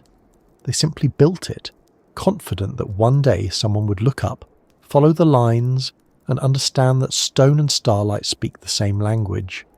The air cools further, and the last of the daylight disappears. The pyramids fade into silhouettes, but their orientation doesn't change. They still point exactly where they always have, toward the eternal, unchanging reference points in the night sky. It's as if they were never meant to be seen by sunlight at all, but by starlight. A dialogue between sand and infinity, geometry and eternity, a blueprint that was never drawn, only discovered, waiting quietly in the rhythm of the cosmos for human hands to make it real. The desert wasn't always dry. Long before the pyramids, before the pharaohs, before the Nile carved its familiar path, this land was green. Lakes shimmered where sand now lies, rivers threaded through valleys that today are silent, and rain fell often enough to shape everything we now call ancient. When the first builders looked out across the plateau, they stood on ground that had already lived a dozen different lives. What they saw as desert had once been a garden, and in some small, persistent way, it remembered. Geologists studying the Sahara have found evidence of a dramatic transformation. Around 12,000 years ago, this region was alive with vegetation. Monsoon rains swept northward, filling basins with fresh water and feeding vast networks of lakes. But then, slowly, the climate shifted. The rains retreated, lakes evaporated, the soil hardened into dust. People living in these regions were forced to move, following the remaining water toward the Nile. That migration shaped history. It also shaped memory. When humans move under pressure, they carry their stories. They remember the places they left behind, the disasters they escaped, and the losses they couldn't name. Over time, those memories blur, turning into legend. The Egyptian myth of creation begins not in desert, but in water. Before the first land rose, they said, there was only the primordial flood, a boundless sea of chaos. From it emerged a mound, the first solid ground, and upon that ground creation began. The pyramid's shape mirrors that idea, the earth rising from the flood, reaching for the light. It's a story of beginnings, but maybe it's also a memory of endings. Because if we step beyond Egypt, we find that same story everywhere. In Sumer, in India, in Greece, in the Americas. Nearly every ancient culture remembers a flood. A deluge that came suddenly, destroying worlds, erasing cities, leaving only a few survivors to start again. Scholars have long debated whether those stories arose independently or share a common origin. The simplest answer is that floods are universal experiences. Rivers overflow, storms rage, seas rise. But when so many myths agree not just on the flood, but on the scale of it, the global, civilization-ending scale, it begins to sound like memory, not metaphor. Modern science offers its own version of that story. At the end of the last ice age, around 11,000 years ago, the Earth began to warm. Ice sheets melted and sea levels rose more than 100 meters worldwide. In geological terms, it happened quickly, within a few centuries. Entire coastal plains disappeared under the sea. Islands became archipelagos. What had been home to countless people turned into ocean floor. If those people had built villages, temples, or early cities, their remains would now lie hidden beneath the waves, unreachable and unseen. It's easy to see how such an event could leave a permanent mark on human memory. If people watching their world vanish wouldn't forget, they would tell their children. Those children would tell theirs. The details would blur, but the shape of the story would stay the same. Over time, myth would become the container for memory, and so we inherited tales of floods sent by gods, of worlds cleansed and renewed, of survivors who carried knowledge to the next age. Egypt's own traditions fit that pattern. The mythic age before the pharaohs, the era of Zep-Tepi, described a time when divine beings ruled, teaching humanity the arts of civilization. Then came catastrophe, chaos, darkness, and flood, before order was restored. To later Egyptians, Zep-Tepi was sacred history, a symbol of renewal. To modern readers, it might sound like a coded remembrance of something real, an echo of upheaval, filtered through time and belief. Archaeological hints suggest that the transition between Egypt's prehistoric and dynastic periods was marked by environmental change. Shifts in rainfall patterns, droughts alternating with floods, and the gradual desiccation of once fertile lands. People who had lived as nomads became settlers, gathering near the Nile because it was the only reliable source of water left. That concentration of population accelerated innovation, farming, architecture, governance. But it also carried with it a shared trauma. Civilizations are built not just on abundance, but on adaptation. When we look at the pyramids through that lens, they begin to take on a different meaning. Not merely tombs or symbols of power, but statements of permanence in a world that had already proven fragile. After centuries of climate change and migration, building something eternal was more than devotion. It was response. The flood had taken their past. The pyramid was their promise that it would not take their future. Even their choice of location speaks to that memory. The Giza Plateau stands above the floodplain. It's stable, elevated, immune to seasonal inundation. To build there was to claim safety from the waters. The pyramid's shape, rising from a square base, mirrors the myth of the first land emerging from the primordial sea. Every block of stone stacked upward was an act of defiance against oblivion. In some sense, every great monument is born of loss. We build to remember what might otherwise be forgotten. For the Egyptians, the flood wasn't just a story about destruction. It was a law of nature, cyclical, inevitable, and regenerative. The Nile's annual flood taught them that water destroys and restores in equal measure. Each year it covered the fields, erasing boundaries, and then, as it receded, it left behind fertile soil ready for planting. That rhythm became the foundation of their worldview. Creation and destruction were not opposites. They were partners. Maybe that's why they saw the flood not as punishment, but as pattern. When the ancient priests told of Zep Tepi, they weren't lamenting an apocalypse. They were describing a reset, the return of balance after disorder. And maybe, deep within that story, there lies an echo of an even older flood, one that wiped away not just fields but whole coastlines. If any survivors carried their knowledge northward, toward the Nile, they would have seemed like bringers of order after chaos, the first teachers, the founders of what would become Egypt. The possibility of such lost migrations has fascinated scholars and explorers for centuries. Some point to megalithic structures across the world, in Turkey, Malta, South America, as evidence of a shared architectural lineage. Others see in those patterns nothing more than coincidence, a reflection of humanity's universal drive to build. Either way, the flood stands at the boundary between the known and the forgotten, a line separating one world from another. Geologists examining sediment layers around the Nile have found traces of ancient flood deposits far older than recorded history.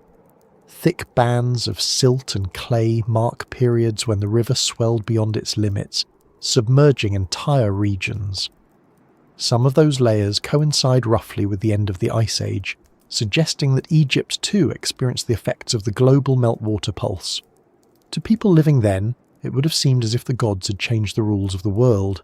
Imagine standing on the edge of that transformation, the horizon filled with rising water, the land dissolving day by day. You'd see the world you knew fading, and you'd feel helpless to stop it. You'd remember the landmarks, the hills, the trees, and you'd tell their stories so they wouldn't disappear completely. You'd carry those stories with you to higher ground, shaping them into myths of survival, divine warning, and rebirth. That's how memory survives catastrophe, by turning into narrative. And perhaps, thousands of years later, those same memories resurfaced in Egypt's sacred texts, disguised as cosmology. The flood that began creation wasn't just myth, it was memory transformed into meaning. By embedding it into their religion, the Egyptians ensured that the lesson of loss would never fade. If we look closely, the theme of water runs through everything they built. The alignment of temples with the Nile, the placement of pyramids above its floodplain, the ritual use of basins and purification, all echo the relationship between chaos and order, between flood and form. Even the word they used for creation, keeper, comes from the idea of becoming, of rising from formlessness into shape. The scarab beetle rolling its ball of earth through the sand was a symbol of the sun rising from darkness, just as the world had risen from the waters. Every morning, every flood season, was a reenactment of that first emergence. The Egyptians were not the only ones who remembered. The Sumerians told of Eridu, the first city built before a great flood swept it away. The Greeks told of Deucalion and Pyrrha, who survived the deluge and repopulated the earth. The ancient Indian texts describe Manu, who built a boat guided by a divine fish to safety. The Maya remembered a flood that ended one world and began another. Each story differs in detail but shares the same essence, a destruction that resets the cycle, followed by renewal. Modern archaeology has traced some of these stories to real events. Around 5600 BCE, the Mediterranean is believed to have flooded into the Black Sea basin, an event so sudden and dramatic that it would have submerged vast areas of fertile land. To those living nearby, it would have felt like the world itself was drowning. The memory of that flood could easily have spread across generations and regions, adapting to local mythologies until it became universal. If there were civilizations along those ancient coasts, farming, trading, perhaps even building, their remains now lie hundreds of meters underwater.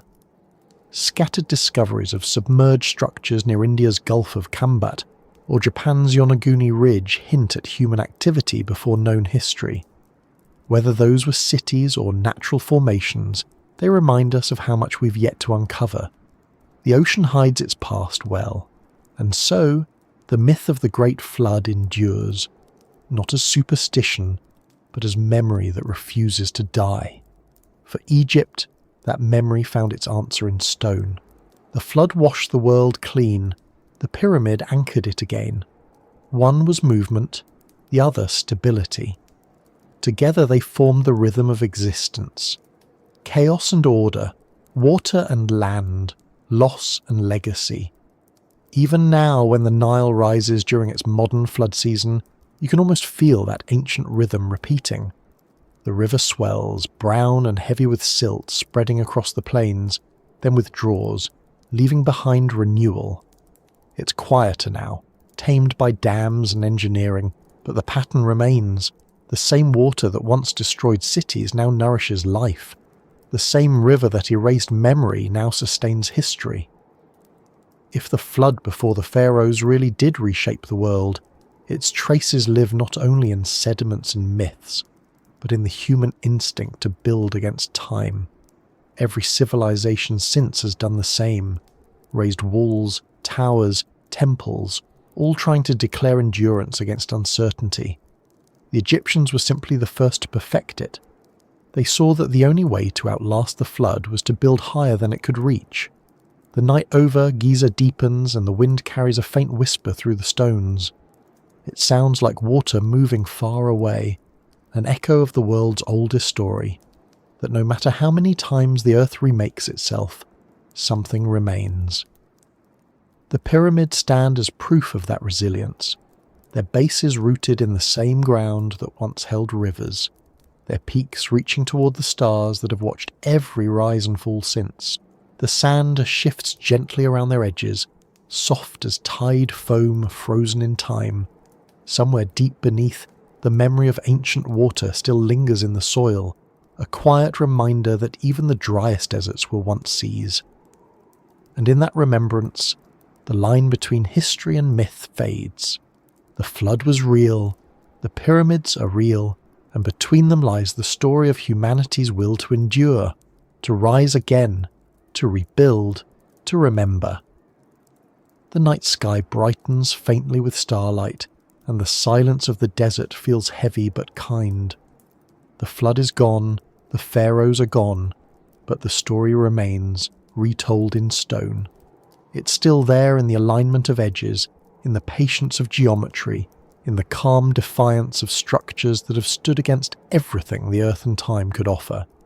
They keep their silence not to conceal the past, but to preserve it. Somewhere in that silence, the oldest memory of all is still flowing, the one that began with water and never truly ended. For most of human history, we've looked at the pyramids from the outside, the sunlight on their edges, the scale of their form, the way they seem to rise straight out of the earth's skin. But the longer we study them, the more we realize that their greatest mysteries may not be in what we see, but in what we can't. Beneath the millions of tons of limestone and granite, sealed behind walls that haven't been disturbed since before history began, the pyramids hold spaces we still don't understand. It's strange to think that after more than 4,000 years of exploration, excavation, and technology, the Great Pyramid is still keeping secrets. Every era that has studied it has found something new. The first explorers entered with torches and chisels. The next generation came with compasses and ropes. Then came surveyors with theodolites, engineers with lasers, and scientists with muon detectors. Each time, the pyramid gave up one more secret, and then revealed another. It's as though the deeper we look, the more carefully it hides. The Great Pyramid's known passages form a simple pattern: a descending corridor leading deep underground, an ascending passage that opens into the Grand Gallery, and chambers above that form the core of the structure. But even that simplicity is deceptive. The tunnels are narrow, angled and precise. Every block seems to anticipate the next. Every void seems intentional. There are hidden joints, sealed blocks and shafts that end abruptly in solid stone. Some are no wider than a person's shoulders, yet they stretch for tens of meters through the structure. The deeper you go, the more you feel that this was designed as much to confuse as to guide. The first to reach inside was Caliph al-Ma'mun in the 9th century. According to legend, his workers broke through the limestone casing with hammers and fire, tunneling into the structure until they stumbled into one of the internal passages. What they found was emptiness, no treasure, no inscriptions, no hidden messages, just air, stone, and silence. That discovery was disappointing for them but meaningful for us. It showed that the pyramid's heart was never meant to impress through material wealth. Its wealth was its mystery. Over the centuries, explorers followed in their footsteps. Napoleon's engineers measured every angle. Victorian archaeologists mapped the chambers and corridors by candlelight. In the 20th century, new tools appeared: radar, sonar, and most recently, cosmic ray muon tomography. Muons are tiny subatomic particles produced when cosmic rays collide with the atmosphere. They pass through solid matter, but slow down or scatter depending on its density. By measuring how many muons reach detectors placed around or inside a structure, scientists can create images of what's hidden within. In 2017, a team using this method made a discovery that shook the field. Above the Grand Gallery, a steep corridor running upward through the centre of the pyramid, they detected a void. It was enormous, about 30 metres long, large enough to hold a small aircraft. It had no known entrance, no visible connection to existing chambers, and no clear explanation. They called it simply the Big Void. At first, skeptics suggested it might be an artifact of measurement, but repeated scans by independent teams confirmed it. Something really is there. A hollow space, unseen and inaccessible. Whether it's an intentional chamber or a structural cavity remains unknown. For now, it's sealed behind thousands of tons of stone, silent and waiting. The discovery reignited a question that has never quite gone away. Are there still rooms inside the pyramid that we've never found? Some Egyptologists caution against romantic interpretations. The pyramid structure, they say, naturally produces stress relief gaps between stone layers, spaces that appear empty but serve to distribute weight. The king's chamber, for example, is supported by 5 such cavities stacked above it, designed to prevent collapse. The Big Void might be another of these, a byproduct of genius rather than a secret in itself. But others see something more deliberate. The shape, the size, and the location of the void all suggest intention. It mirrors the Grand Gallery in scale and orientation, as though the two form a pair. Could it be a symbolic counterpart, a hidden chamber built for spiritual balance rather than physical necessity? Or could it hold something yet unseen, an object, a message, or perhaps simply air preserved from the time of its construction? The idea that something untouched remains inside has a certain gravity. We've mapped Mars, split atoms, and peered into black holes, yet beneath our feet, inside the most studied structure on Earth, there may be chambers no human has ever entered. The thought alone seems to slow time. You imagine the stillness within, the air trapped for thousands of years, the dust untouched by motion. It's not treasure that fascinates. It's silence, the oldest, purest kind. When researchers lower small cameras through drilled holes into sealed spaces, what they see is always humbling. Empty rooms, rough walls, fragments of plaster. No hieroglyphs, no gold, no signs of human touch beyond the builders themselves. And yet, that emptiness feels deliberate, almost sacred. The Egyptians valued stillness as much as form. A sealed space wasn't wasted. It was protected. Perhaps those voids were built to balance the structure not just physically but symbolically, to give it breath. Some believe the Great Pyramid functions like a body. The descending passage represents the underworld, the ascending the journey toward the heavens, and the chambers the organs of transformation. In that analogy, the voids and cavities are lungs, spaces where energy flows, where pressure equalizes, where the structure breathes. Whether the builders thought in such metaphors or purely in engineering terms, the result is the same, a monument that seems alive. Standing within the Grand Gallery, even today, you can feel that life. The walls rise steeply, smooth and symmetrical, the floor lined with slots that once held wooden beams or platforms. The air is thick and cool, carrying a faint mineral scent. Footsteps echo in long, slow ripples. You become aware of every sound, every movement, as if the pyramid itself is listening. It's easy to understand why people speak of it as a living thing. Its silence isn't absence, it's awareness. The search for hidden chambers continues with increasing precision.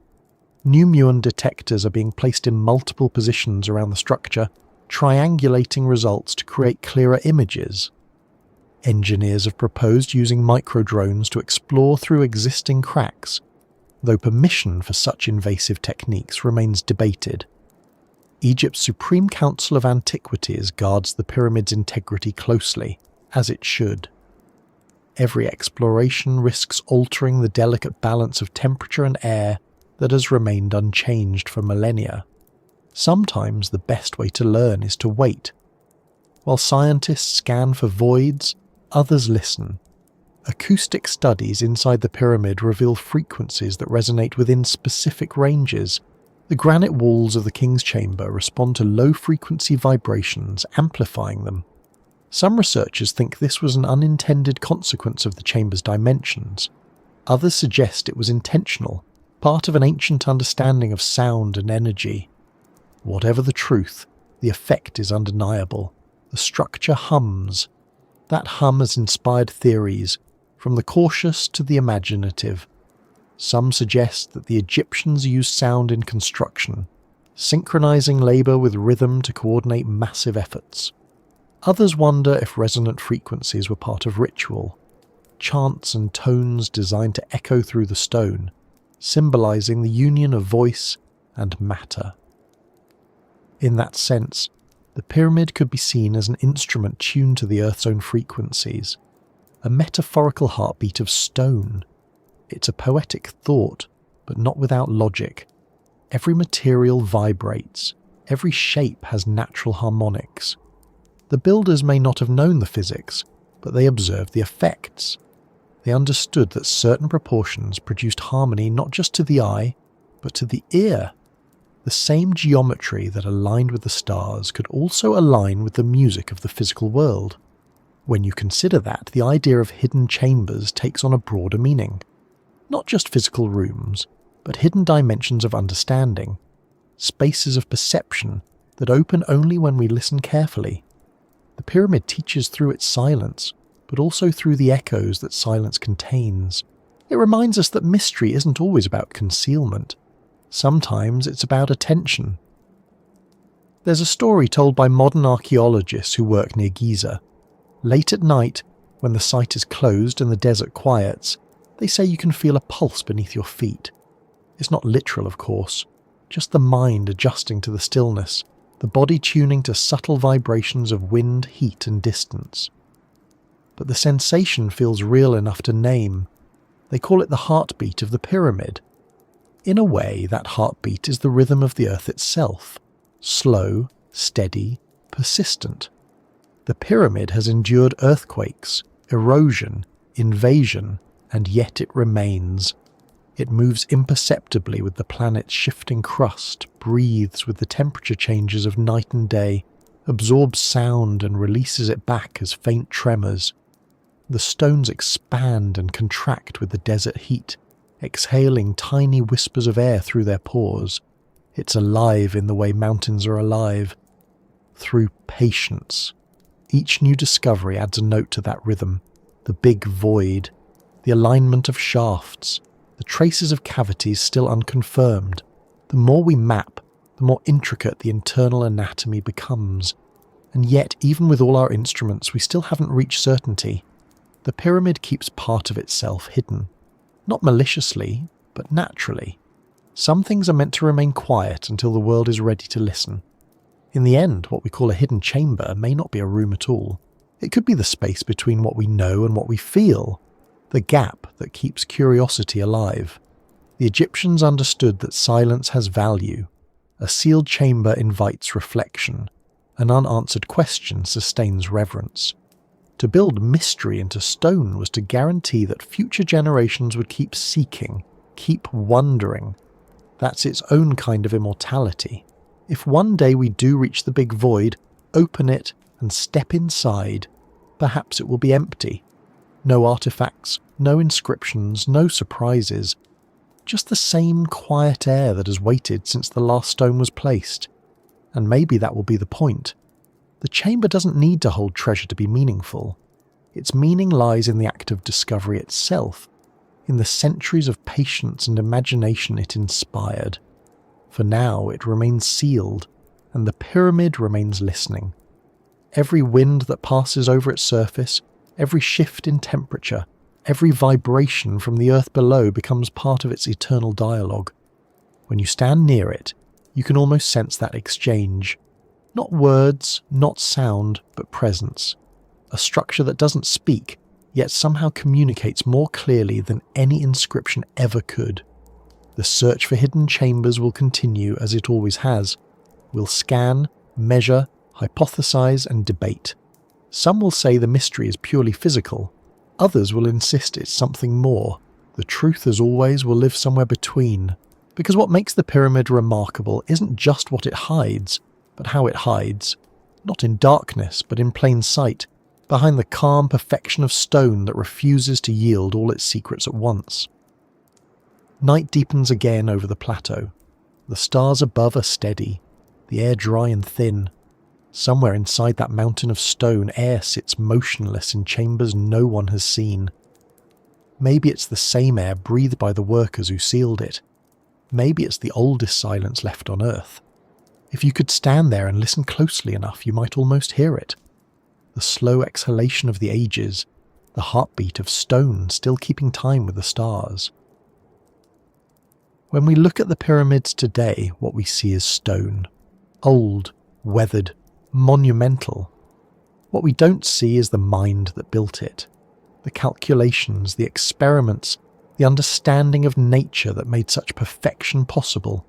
Somewhere beneath the dust of ages lies a kind of knowledge we've only begun to recognize. Not mystical, not alien, but deeply human. Knowledge that came from observation, patience, and a willingness to learn directly from the earth itself. The word technology feels modern, but its meaning is ancient.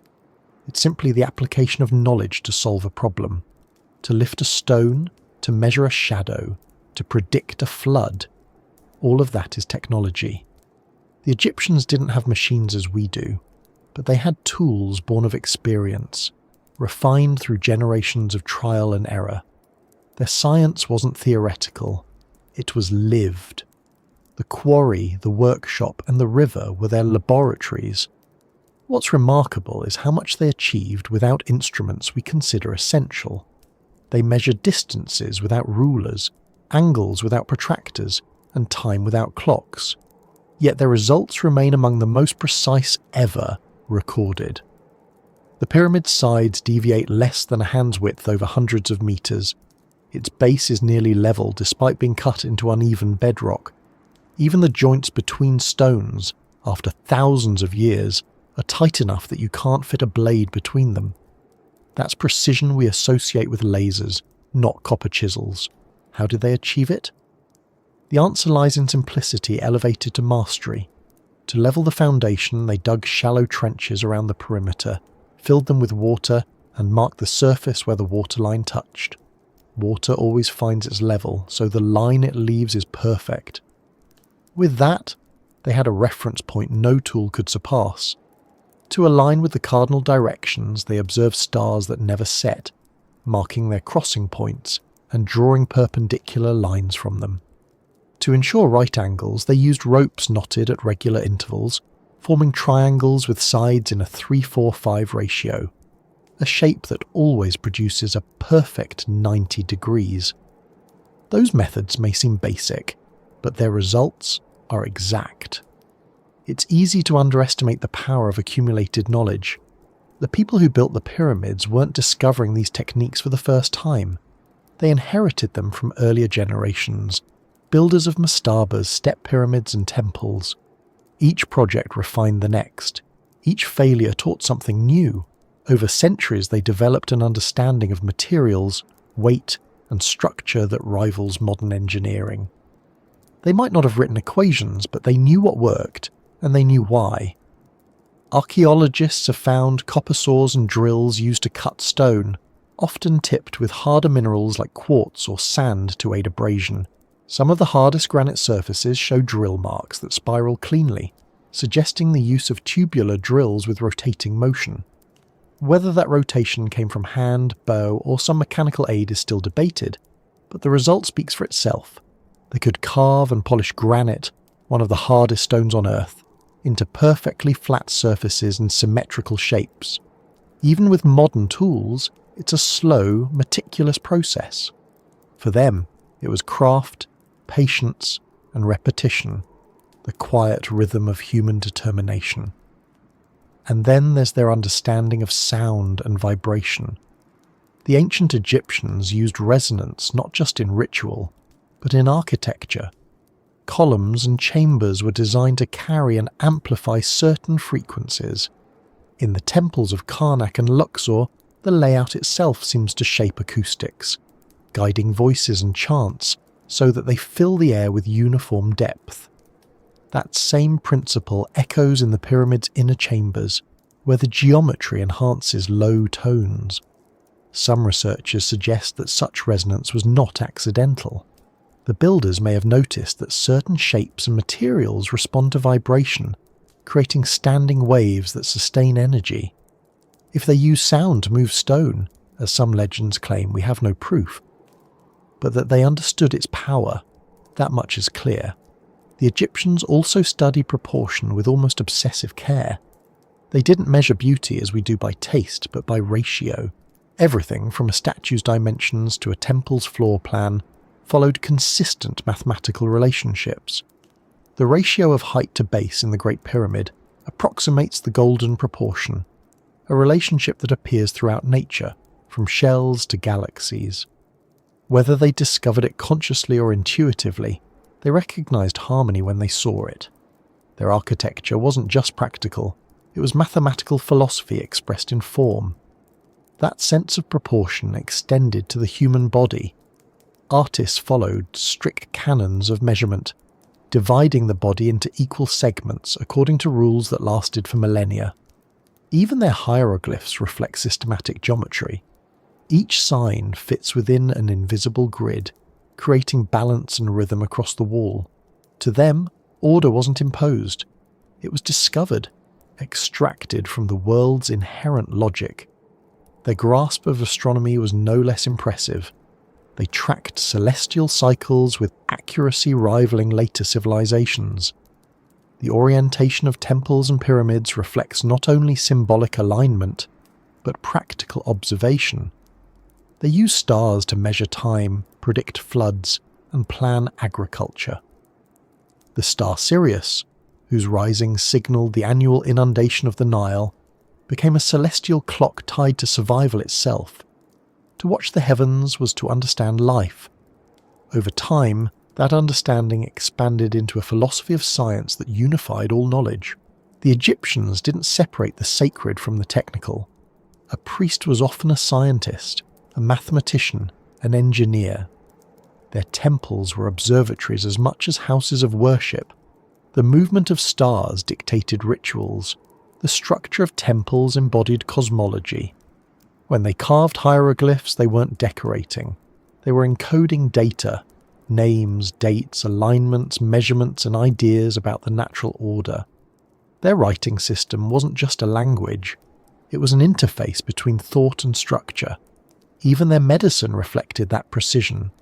Papyri discovered near Thebes describe surgical procedures, wound treatment, and detailed anatomical observations. They recognized that disease had physical causes and experimented with remedies drawn from plants and minerals. They practiced dentistry, set broken bones, and performed operations with sterilized instruments. Their knowledge of anatomy came from generations of experience, often learned from the same ritual practices that accompanied mummification. To them, preservation of the body was not superstition. It was an extension of their scientific understanding. That structure defines function, and that the body, like the pyramid, can endure if properly tended. It's easy for us to assume that knowledge moves only forward, but history is not a straight road. It's a spiral, circling back on itself. The Egyptians reached levels of precision that wouldn't be matched for thousands of years. When their civilization declined, much of that practical knowledge faded with it. Stone-cutting techniques, astronomical methods, even their pigments. Many of these had to be rediscovered by later cultures. Some have never been fully replicated. It's a reminder that progress is fragile. When memory breaks, even wisdom built in stone can be forgotten. And so, when modern minds look at the pyramids and imagine lost technologies, maybe what they're really sensing isn't machines or advanced science, but a kind of intelligence that feels alien to us because it was so deeply integrated with nature. The Egyptians didn't separate physics from spirituality, or observation from meaning. They didn't need electricity or engines because they had time, patience, and an unbroken connection to the world's rhythms. That's a technology in itself, the ability to align human effort with natural law. Still, the temptation to imagine more remains. There are carvings that some claim show modern tools, shapes that resemble bulbs or aircraft, though most can be explained through symbolism or erosion. But behind those speculations lies a valid question. How much have we lost to time? Not artifacts, but understanding. Could there have been methods, materials, or principles that we no longer recognize because they weren't recorded in ways we'd expect? Knowledge passed orally, demonstrated in action rather than described in text. Skills refined through apprenticeship rather than theory. When a culture like that disappears, what it knew can vanish almost completely, leaving behind only the results, the precision we still struggle to explain. Modern scientists study those results with renewed humility. Engineers test replicas of pyramid blocks, experimenting with friction, leverage, and counterweights. Chemists analyze ancient pigments that remain vivid after millennia. Physicists model the airflow and temperature within the pyramid's chambers, discovering stable microclimates that could only result from deliberate design. Each new finding reminds us that these were not primitive people guessing at greatness. They were thinkers, experimenters, and masters of material knowledge. One of the most striking examples lies not in the stones themselves, but in how they were joined. Between many of the blocks is a thin layer of mortar, still intact after thousands of years. Analysis shows it contains a mixture of gypsum, sand, and limestone, but its precise composition, its ability to resist erosion while bonding at molecular level, remains unique. Attempts to reproduce it often fail. Whatever method they used, it achieved a balance of flexibility and strength unmatched by later mortars. It's small details like that, invisible, almost forgotten, that reveal the depth of their practical science. When you step back and consider it all, the picture becomes clearer. The ancient Egyptians didn't possess lost technologies in the science fiction sense. What they had was mastery of what was available, an intimacy with their environment that allowed them to see possibilities we overlook. They worked with gravity, not against it. They read the sky instead of abstracting it. They shaped stone as if it were alive, understanding that patience could substitute for machinery. They built with time as their primary tool. And in that sense, maybe their greatest technology wasn't mechanical at all, it was conceptual. They understood that permanence comes not from resisting nature, but from cooperating with it. Their materials, geometry and symbolism all flow from the same principle, that to endure something must be in harmony with its surroundings. The pyramid is not an act of dominance over the earth, it's an act of understanding. If we think of knowledge as something buried beneath dust, then perhaps our task isn't to uncover ancient inventions, but to remember ancient awareness. The builders of Giza didn't need to know the language of modern physics to practice its essence. They lived by observation, feedback, and adaptation. They built experiments that could last forever. The pyramid itself is one of those experiments, a question cast into eternity to test whether harmony can survive time. And as the centuries have shown, it can. The structure still stands, almost perfectly aligned, still responding to the sun, still resonating with the wind, still revealing new insights to anyone willing to listen. Every discovery made inside or around it, every chemical trace, every geometric precision, is not just evidence of skill. It's a conversation with the past, one that reminds us that human intelligence has always been vast, not bound by era or tool.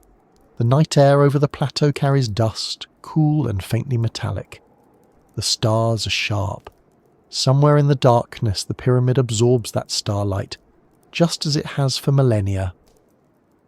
Beneath the surface, in its corridors and chambers, the temperature remains constant, the air undisturbed. The balance it achieved long ago still holds. That's what true knowledge looks like. Not the kind that flashes and fades, but the kind that persists quietly, invisibly, through equilibrium. And maybe that's the real lost technology. Not something we haven't discovered yet, but something we once knew and forgot. The technology of patience, the science of harmony, the wisdom to build with nature rather than above it. Those things don't vanish because they're impossible, they vanish because we stop listening. The pyramid, still standing against time and wind, is the world's oldest reminder that we once knew how. The desert grows quiet again, the air thick with stillness. Somewhere far below the sand, the remains of old quarries and workshops lie buried. Fragments of tools, traces of fires, fingerprints pressed into clay thousands of years ago. The people who left them are gone, but their understanding is not. It's still there, beneath the dust, written in the lines of the stones they placed, waiting for us to see it not as mystery but as memory. A record of what human beings can do when they build with both intelligence and humility. For every civilization that rises, another eventually fades. The pyramids remain, but the people who built them, their voices, their thoughts, their daily moments of life, all of that has vanished into the quiet. We know their names through fragments, through carvings, through papyrus that has survived only by chance. But the pulse of who they were, the texture of their world, is gone. It's a strange thing to realize that one of the greatest civilizations in history left behind monuments that defy time, yet lost its own memory. Somewhere along the way, history closed its own book. For thousands of years after the pyramids were built, Egypt continued to thrive. Dynasties came and went, art evolved, gods changed, empires rose around them. But even as new temples were carved and new scripts written, the understanding of what the earliest builders knew began to fade. By the time of the later pharaohs, the secrets of Giza were already a mystery. They walked among their ancestors' works and marvelled at them just as we do now. They knew the names of kings, but not the methods of their architects. They worshipped the same gods but had forgotten how to speak the language of the stars written in stone. It's hard to pinpoint when forgetting begins.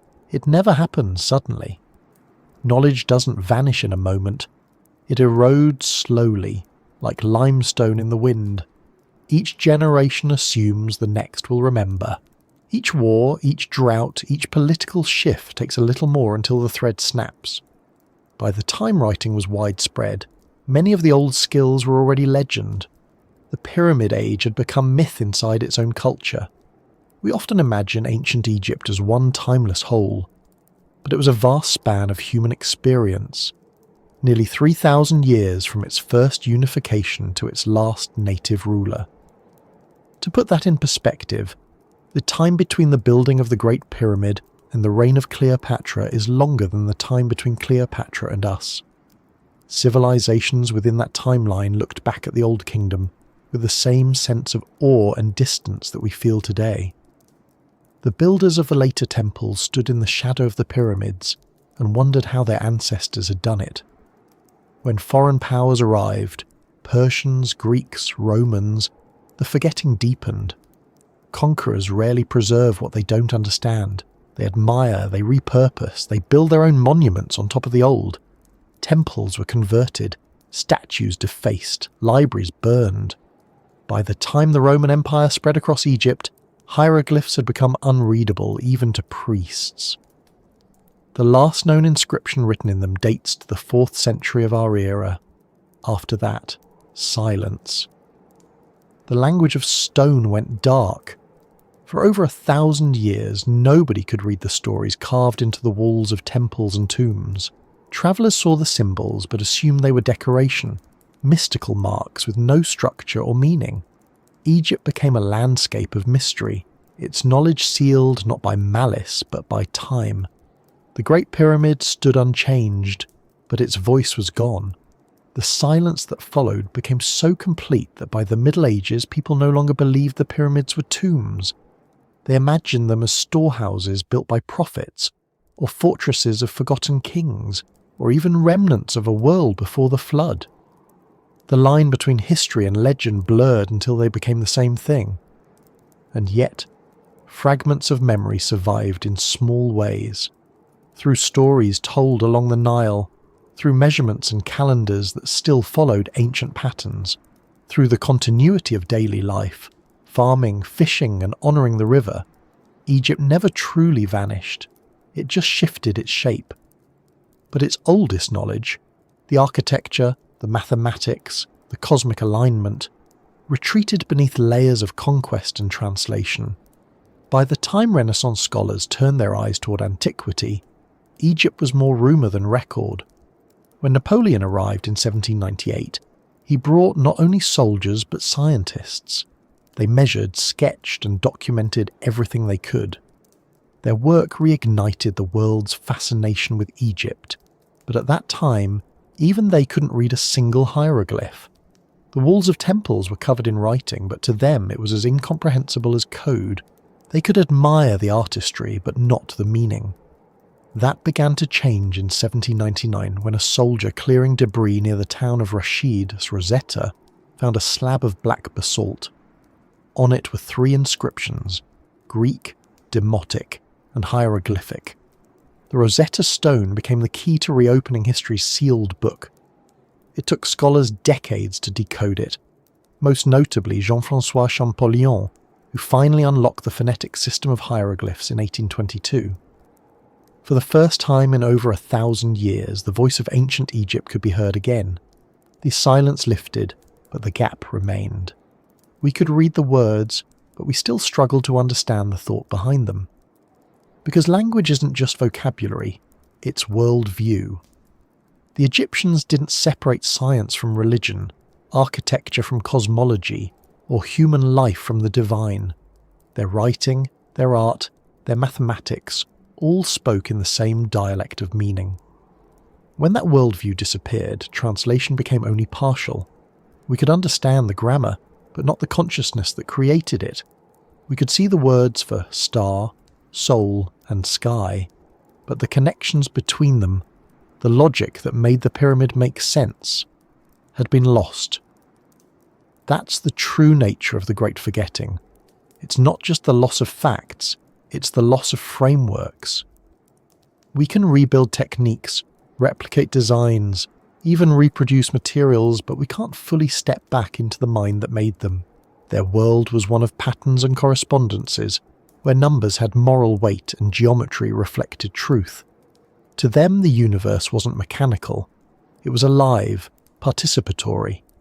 We, on the other hand, tend to divide, analyse and categorise. Somewhere between those two ways of thinking, understanding slipped away. This forgetting wasn't unique to Egypt. It happens everywhere. The same pattern repeats across civilizations. Knowledge rising, thriving, and then fading. Libraries in Greece and Rome burned. The Mayan codices were destroyed by conquest. The written wisdom of Mesopotamia lay buried under layers of silt for millennia. The pattern is almost rhythmic. Humanity learns, records, loses, and rediscovers. Each cycle adds something new, but each also costs something old. The history of knowledge is a tide, advancing and retreating. What makes Egypt special is that it built something too large to lose completely. The pyramids became memory made physical. Even when the meaning was forgotten, the form endured. People could forget how or why they were built, but they couldn't forget that they existed. They stood as silent witnesses to everything that came after. Empires, religions, languages, and ideas rising and falling in their shadow. The stones remembered what minds did not. There's a strange comfort in that. Human memory is fragile. Entire cultures can vanish in a few generations. But stone holds. The Great Pyramid has watched the world change beyond recognition. It has seen the night sky shift, the desert move, the city of Cairo grow around its base. It has outlasted its builders, its interpreters, and even its gods. And still, it waits. The Great Forgetting may have erased the language, but not the legacy. Even now, with all our technology, we can't fully recover what was lost. We can measure, we can analyse, we can simulate. But there's a difference between knowing the how and knowing the why. We can describe the mathematics of alignment, but we can't feel the sense of purpose that guided it. We can chart the orientation to the stars, but we can't hear the meaning in that alignment the way the builders did. That's what history loses when it forgets. Not information, but intimacy. And yet forgetting isn't always failure. Sometimes it's part of a larger rhythm. The loss of one understanding makes space for another. The rediscovery of Egypt in modern times didn't just restore old facts, it changed how we see ourselves. The idea that a civilization could be both ancient and advanced reshaped our concept of progress. It reminded us that knowledge isn't linear, that wisdom can be old, and that modernity doesn't always mean superiority. The Great Forgetting teaches humility. It reminds us that memory, even collective memory, is delicate. That every library, every archive, every digital record depends on context to remain alive. We can record data indefinitely, but meaning requires continuity, a chain of understanding passed from hand to hand. Break that chain, and even the most sophisticated knowledge becomes silence. The pyramids are what remain when continuity breaks. They are the hard drive of history, the physical backup of human ambition. But like any record, they need interpreters. Without the mind to read them, they're just geometry. It's our curiosity that brings them back to life. Every question we ask about them is an act of remembering, a reversal of the long erosion that buried understanding in the first place. And perhaps that's why they still hold such power over us. When we look at them, we sense not only mystery, but recognition. Some part of us remembers that we once knew how to think that way, in patterns, in symbols, in harmony with the world. The Great Forgetting may have closed one book, but it left another open. The pyramid is that book, written in a language we're still relearning. When you stand before it, you can feel that history isn't gone. It's layered. Every breeze that moves over the stones carries dust from centuries of human presence. Builders, pilgrims, scholars and travellers, each leaving something behind.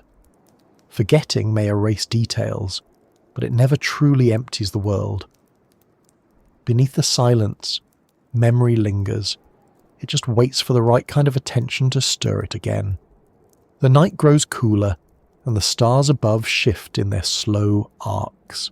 Somewhere among them, the same constellations that guided the builders still shine, their light falling faintly on the edges of the pyramid. The stones reflect it back, just as they always have. The world turns, civilizations rise and fall, memory fades and returns, and through it all, the pyramid remains, patient, balanced, still holding the line between what we know and what we've forgotten. Perhaps one day we'll piece together enough fragments to understand not just how they built it, but how they thought about building. Until then, the pyramid continues to teach in its own quiet way. It reminds us that even when history closes its book, the story doesn't end. It's written into the earth, into the stars, and into the silence that waits for us to listen again. Every age believes it is the first to see the world clearly.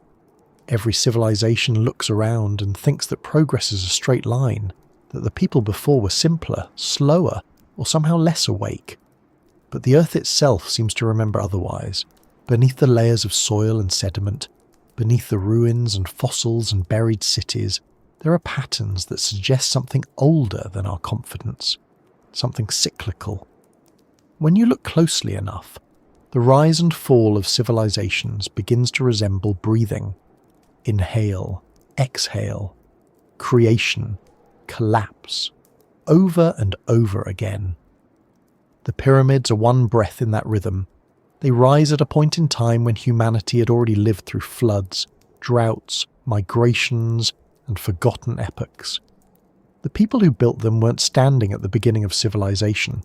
They were standing at one of its returns. The Nile Valley wasn't empty when they came. It had seen other cultures, other languages, other attempts at order. It had watched the climate shift, rivers dry, and lakes disappear. Each time, life retreated, waited, and returned. The Earth doesn't move forward in history the way we do. It moves in circles. Geology tells that story in a language quieter than history, but far more patient. Every layer of rock and sand records a time when the world was different, when deserts were grasslands, when oceans were plains. Deep beneath Egypt's surface lie traces of tropical forests, coral reefs, and fertile floodplains that existed millions of years before any human hand-shaped stone. The Sahara, now vast and empty, has flipped between green and arid multiple times in the last few 100,000 years. What we call ancient is only a recent chapter in a much older cycle. During those green periods, known as African humid phases, the Sahara was alive. People hunted along rivers that no longer exist, fished in lakes now buried under dunes, and carved petroglyphs of animals that could not survive there today: giraffes, hippos, elephants, and cattle. When the rains returned, civilizations emerged. When they stopped, the people moved. The pattern repeated for tens of thousands of years. The pyramids were built near the end of the last humid phase, as the desert once again advanced. It's possible that Egypt's rise wasn't just a beginning, but a response, the final flowering of a knowledge before another cycle of scarcity. That idea, that civilizations rise not from nothing but from the remnants of earlier ones, appears again and again across the world. Archaeologists find layers of settlements stacked one atop another, each new city built upon the ruins of the old. In Mesopotamia, every mound of earth, every tell, holds generations of rebuilding. In the Indus Valley, the cities of Harappa and Mohenjo-Daro show evidence of planning and trade, then abandonment. In South America, cultures rise in the Andes, flourish and vanish, only for others to appear centuries later in the same places. It's as if humanity keeps returning to familiar coordinates, replaying the same melody with variations. But the question remains, why does the cycle repeat? Part of it is nature. Climate shifts force migration, disasters reset progress. Volcanic eruptions, droughts, disease, and floods all rewrite the map. Yet part of it is within us, a rhythm built into the way we grow and forget. Every civilization expands until it strains the limits of its environment, and then something changes. Fields exhaust, trade routes collapse, the social fabric stretches too thin. What follows looks like ending, but it's really transformation. The old form dissolves so the next one can begin. It's tempting to see that as failure, but the Earth seems to see it differently. From its perspective, each collapse is a redistribution, energy moving, knowledge dispersing, new seeds planted. When one culture falls, another learns from its ruins. The memory of tools, myths and methods carries forward in fragments. People adapt, absorb, and rebuild. The Earth remembers through us, even when we don't realize we're continuing its memory. Modern science has begun to reveal just how deep that memory might go.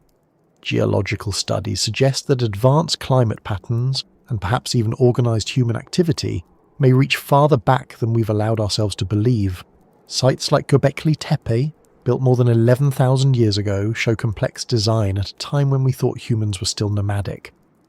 Submerged ruins off India's coast and hints of ancient structures beneath the Mediterranean hint that parts of our story are still underwater, waiting for the right moment to re-emerge. The more we discover, the less linear our history becomes. If civilization is cyclical, then perhaps forgetting is part of the process. Knowledge expands until it exceeds memory, and then it breaks. The flood, the drought, the war, each becomes an eraser. But even when the surface is wiped clean, something remains underneath. Call it instinct, call it pattern, call it the Earth's way of teaching the same lessons again until they're understood. The pyramids, in this light, are not just monuments, they are bookmarks, markers in the recurring story of human resilience. That might explain why they feel both ancient and familiar. They're echoes of an idea that doesn't belong only to Egypt, the idea that order can be built from chaos, that geometry can express harmony, that the human mind can mirror the cosmos. Those same ideas appear in cultures separated by oceans and millennia. The temples of Central America, the ziggurats of Mesopotamia, the mounds of China, all share the same upward gesture, the same conversation between earth and sky. Different languages, same intuition. The Earth doesn't teach in words. The Earth, it teaches in patterns, and humanity responds with the same answer over and over again. If we step outside history and look at ourselves as part of the planet's memory, the pattern becomes humbling. Civilizations may think of themselves as permanent, but to the Earth, they're brief, geological moments. And yet, within those moments, we build things that last longer than we do. That impulse to leave a mark seems almost biological, as though the planet uses us to remember itself. Every monument, every myth, every piece of preserved art is a neuron in the Earth's mind firing across time. Some scientists have begun to ask whether traces of previous technological civilizations might exist beneath the fossil record, not ours, but others that could have arisen long before humanity. It's speculative, but thought-provoking. If civilization is truly cyclical on a planetary scale, perhaps it's not the first time intelligence has emerged. Perhaps memory exists not only in biology, but in geology. Patterns of carbon, isotopes, or minerals that preserve the signatures of ancient industry. So far we've found none, but the idea itself forces us to see civilization as part of a longer rhythm, not an exception to it.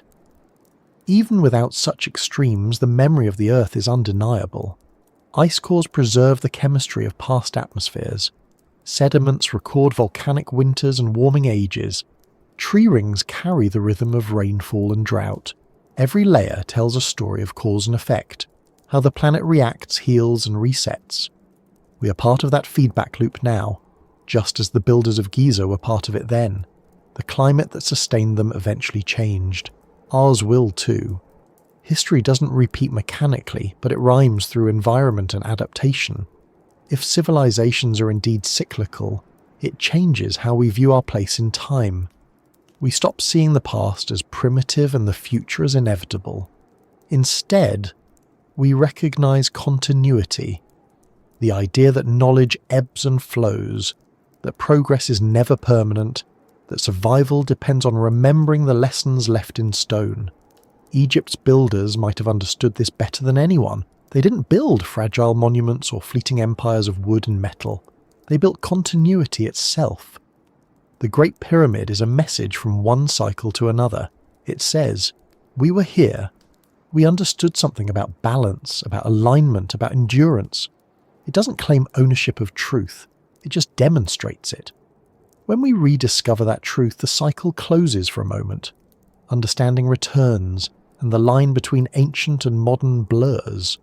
The same curiosity that once guided chisels now guides satellites.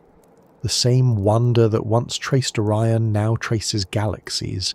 The form changes, but the impulse is the same. Some researchers believe that ancient myths of golden ages and cataclysms are the human version of the Earth's memory. Stories encoded not to preserve facts, but to preserve meaning. They tell us that order can return after chaos, that creation follows destruction. Those myths persist because they're true in essence. Every generation lives through its own version of the cycle, building, forgetting, rediscovering. The story doesn't end, it turns. When you stand on the plateau at night with the stars stretching endlessly above and the desert breathing below, it's easy to feel that rhythm. The pyramids seem both ancient and current, both past and future. You can sense the weight of time not as a straight line, but as a circle slowly rotating around you. The stars rise and fall, civilizations bloom and fade, but the earth remains the same patient witness, recording it all in quiet layers of dust and stone. Perhaps that's why we feel drawn to rediscover ancient knowledge, not because we've lost it completely, but because it's part of us. The patterns the Egyptians saw are the same ones we still see in mathematics, physics, and art. The golden ratio, the symmetry of nature, the cycles of time, these ideas reappear because they're fundamental. We forget their form but never their essence. The earth through us remembers. Even our modern advances mirror old ones. We build machines to predict weather, just as they study the sky. We map the stars, measure the planet's tilt, and align satellites with celestial coordinates, just as they aligned pyramids. Our technology looks different, but the motivation is identical. To find order in the chaos, to understand where we are in the vastness of time. Maybe that's the truest sign that civilization is cyclical, not in its disasters, but in its curiosity. And maybe the purpose of that cycle isn't to repeat, but to refine. Each return brings new insight. Each rediscovery deepens awareness. The Egyptians might have been remembering their own forgotten ancestors, just as we now remember them. And one day someone else will remember us, not for what we invented, but for what we noticed, what we preserved, what we built in alignment with truth. The wind moves softly over the plateau, carrying grains of sand across the faces of the stones. The pyramids stand as they have for ages, their lines tracing the same geometry that guided the builders long ago. The stars drift above them, completing their slow orbits. Somewhere deep below the surface, fossils, sediments, and forgotten artifacts sleep within the Earth's archive, the planet's endless record of everything that has ever lived and will live again. The memory of the Earth isn't stored in words or images. It's stored in rhythm, in cycles, in the quiet repetition of form and dissolution. The pyramids are part of that rhythm. So are we. What looks like an ending is just the pause between breaths. The sand covers, the wind uncovers, and history begins again. Always slightly different, always the same. Night over Giza feels like something alive. The air cools in layers, the desert exhales the heat of the day, and the sky opens wider than it seems possible for a sky to open. The stars are sharp, quiet, motionless, but the longer you look at them, the more you realize they are moving, slowly, patiently, with a rhythm that matches your breath if you let it. Down below, the pyramids sit in their usual silence, massive but gentle, the way mountains might feel if they had been placed there by hand. There is no sound except for wind, the occasional call of an animal, and the faint hum of the earth itself. It's here, in this stillness, that everything seems to make sense. The weight of history, the persistence of memory, the endless cycle of rise and fall. If you stand close enough to one of the great stones, you can feel the night radiating from its surface. The limestone cools faster than the air, and it gives off a soft chill that seems to sink through your skin. You realise that these blocks have seen every night since the beginning of recorded time, every constellation that has risen, every moon that has drifted across the same sky has passed over them. For all the change the world has known, this place has stayed steady. The stones have absorbed every sunrise, every sandstorm, every quiet hour between. They've watched generations of people come to wonder at them, to measure, to study, to pray, to question. And still they remain the same, patient and unmoving, as if they know something we don't. There's something deeply human about that realization.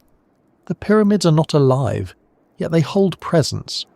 They remind us that endurance doesn't require motion, that meaning can exist in stillness. Our world moves too quickly to notice that sometimes. We chase progress, answers and explanations, but when we stop, when we simply listen, understanding seems to arrive without effort. The pyramids don't explain themselves, they don't need to. Their purpose isn't to speak, it's to remind. The stillness around them is not empty, it's full of the weight of everything that has happened here. The work, the ritual, the imagination, the forgetting and rediscovery. If the air could remember sound, it would carry the voices of quarry workers hauling stone, priests chanting in early morning light, travellers telling stories by fire. But time has quieted it all. What remains is the presence of those moments distilled into calm. When you breathe it in, it feels like stepping outside of time, and that may be the real secret of this place. The pyramids were not built just to last. They were built to create stillness, a kind of anchor in time. When you're near them, something in you slows down.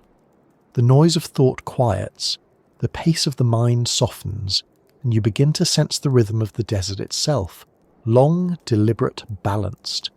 It's not the kind of silence that feels lonely, it's the kind that feels complete. Above, the stars continue their rotation. The same constellations that guided the builders are still there, though slightly shifted by the slow wobble of the Earth's axis. Orion's belt is tilted now compared to how it looked when these stones were set. The pole star has moved.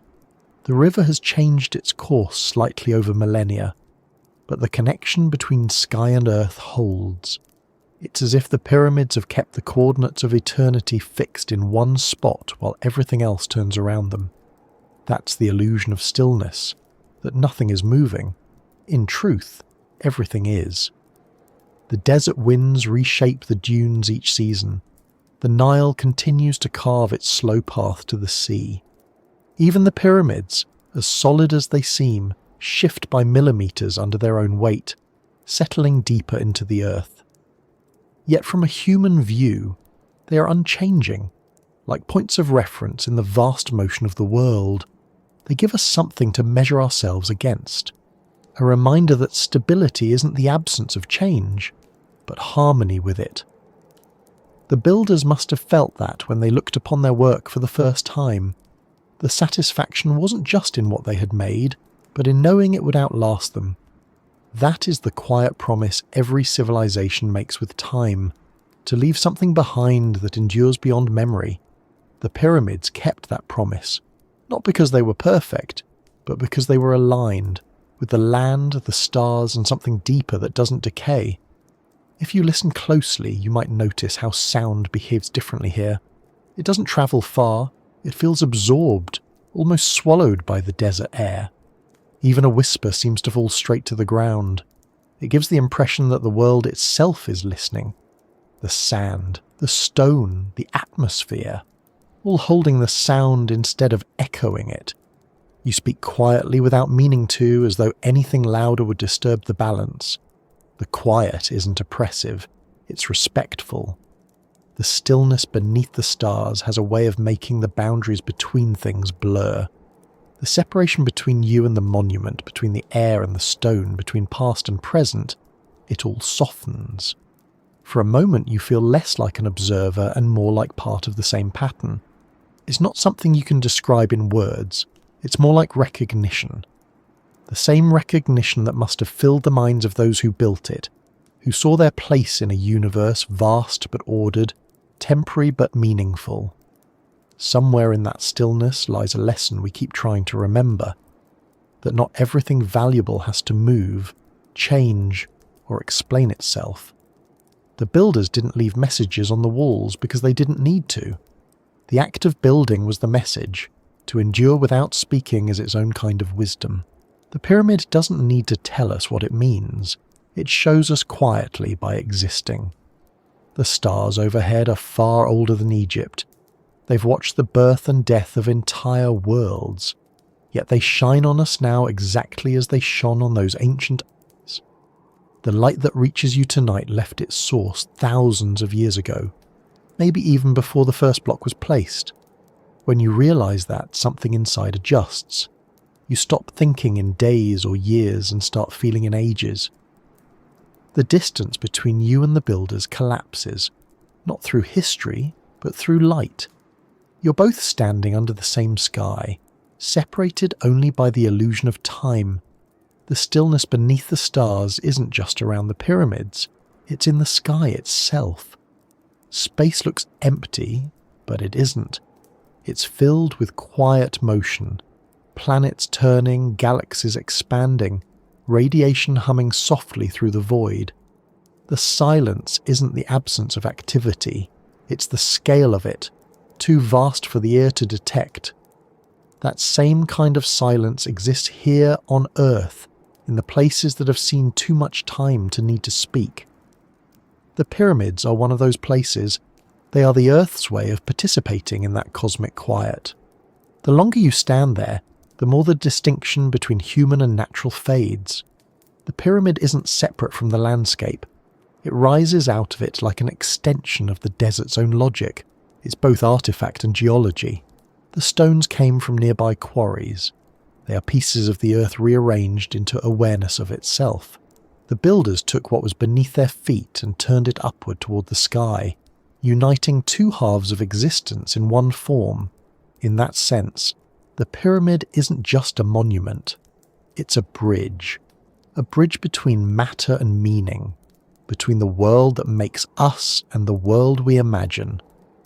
As the night deepens, the stars seem brighter, but also quieter. The wind drops to a whisper, and the temperature falls another few degrees. The air becomes so still that even the faintest movement feels amplified. You can hear your own heartbeat. You can feel the slow expansion of your lungs, the subtle pulse of your blood. For a moment, the line between your rhythm and the Earth's rhythm disappears. That's the kind of silence the pyramids were built for. The kind that lets you feel connection instead of separation. The mind tends to wander in moments like this. You start to think about the builders again, who they were, what they believed, whether they ever imagined someone like you standing here, thousands of years later, trying to understand them. Maybe they didn't think of the future at all. Maybe they were simply building something that felt right, something aligned with what they already knew to be true. Perhaps their understanding of eternity wasn't about time at all, but about stillness, the ability to exist fully in the present moment, to make that moment last by shaping it in stone. And in that way, they succeeded. The present they built has never ended. It's still here, replaying every day, every night beneath the same stars. You can step into it whenever you wish. That's the strange magic of these monuments. They don't belong to history. They belong to the continuous now. They don't change because they don't need to. The world turns around them, but their moment never fades. If you turn away and look toward the horizon, you can see the faint glow of modern Cairo. The city hums softly in the distance, lights flickering, cars moving, people living their own busy stories. Life continues as it always has. Fast, bright, temporary. The contrast between that motion and the silence behind you feels almost symbolic. The pyramids remain in the dark, patient and unlit, as if reminding us that some things don't need illumination to be seen. When you look back again, the stones are barely visible, just shadows against a darker sky. You realise that they don't need to be seen to exist. Their presence is so complete that vision becomes optional. You can feel them through the air, through the ground, through the quiet certainty that they're still there. That feeling is There's a comfort in knowing that somewhere in the world, something this old and this steady continues to be. It means that not everything we build will vanish. It means that our curiosity, our labour, our attempts to understand the universe can take a form that endures. The pyramids remind us that we're part of a story larger than ourselves, one that doesn't need an ending because it never truly stops. The stars above shift imperceptibly, drawing the night forward. The horizon lightens just a little. The faintest suggestion of dawn waiting beyond the curve of the world. Soon the first rays will touch the limestone, turning it gold again, the same way they have every morning for thousands of years. The pyramid will catch the light, hold it, and send it back into the sky. The cycle continues, night to day, shadow to brilliance, silence to sound. Nothing is lost. Everything returns. You take a slow breath, and the air feels cool and ancient. The silence around you no longer feels like emptiness. It feels like presence, a living memory of everything the world has seen. The pyramids don't move, but they remind you that movement isn't always progress, and stillness isn't always rest. Sometimes stillness is the point. It's where everything aligns, earth beneath, stars above, and the quiet mind in between. And as the first hint of light begins to outline the horizon, the night yields softly without resistance. The stars fade one by one, retreating into the brightening sky. The pyramids remain, patient as ever, watching the sun return. It feels less like a beginning, and more like continuation. Another breath in the endless rhythm of the world. The stillness beneath the stars becomes the stillness beneath the sun, and everything that was hidden becomes visible again. Somewhere in that gentle transition you understand what they built. Not a tomb, not a temple, not even a message. They built a conversation between permanence and change, between silence and sound, between the human desire to endure and the earth's quiet agreement that endurance is possible. That conversation hasn't ended. It's happening now, in the air, in the stone, in the stars that are just beginning to fade. And as you stand there listening to the silence, you realize that the pyramids were never meant to hold answers. They were meant to hold space. The same space you're standing in, the same stillness beneath the stars that carries every memory the earth has ever kept, still unfolding, still alive, still waiting for whoever comes next to listen.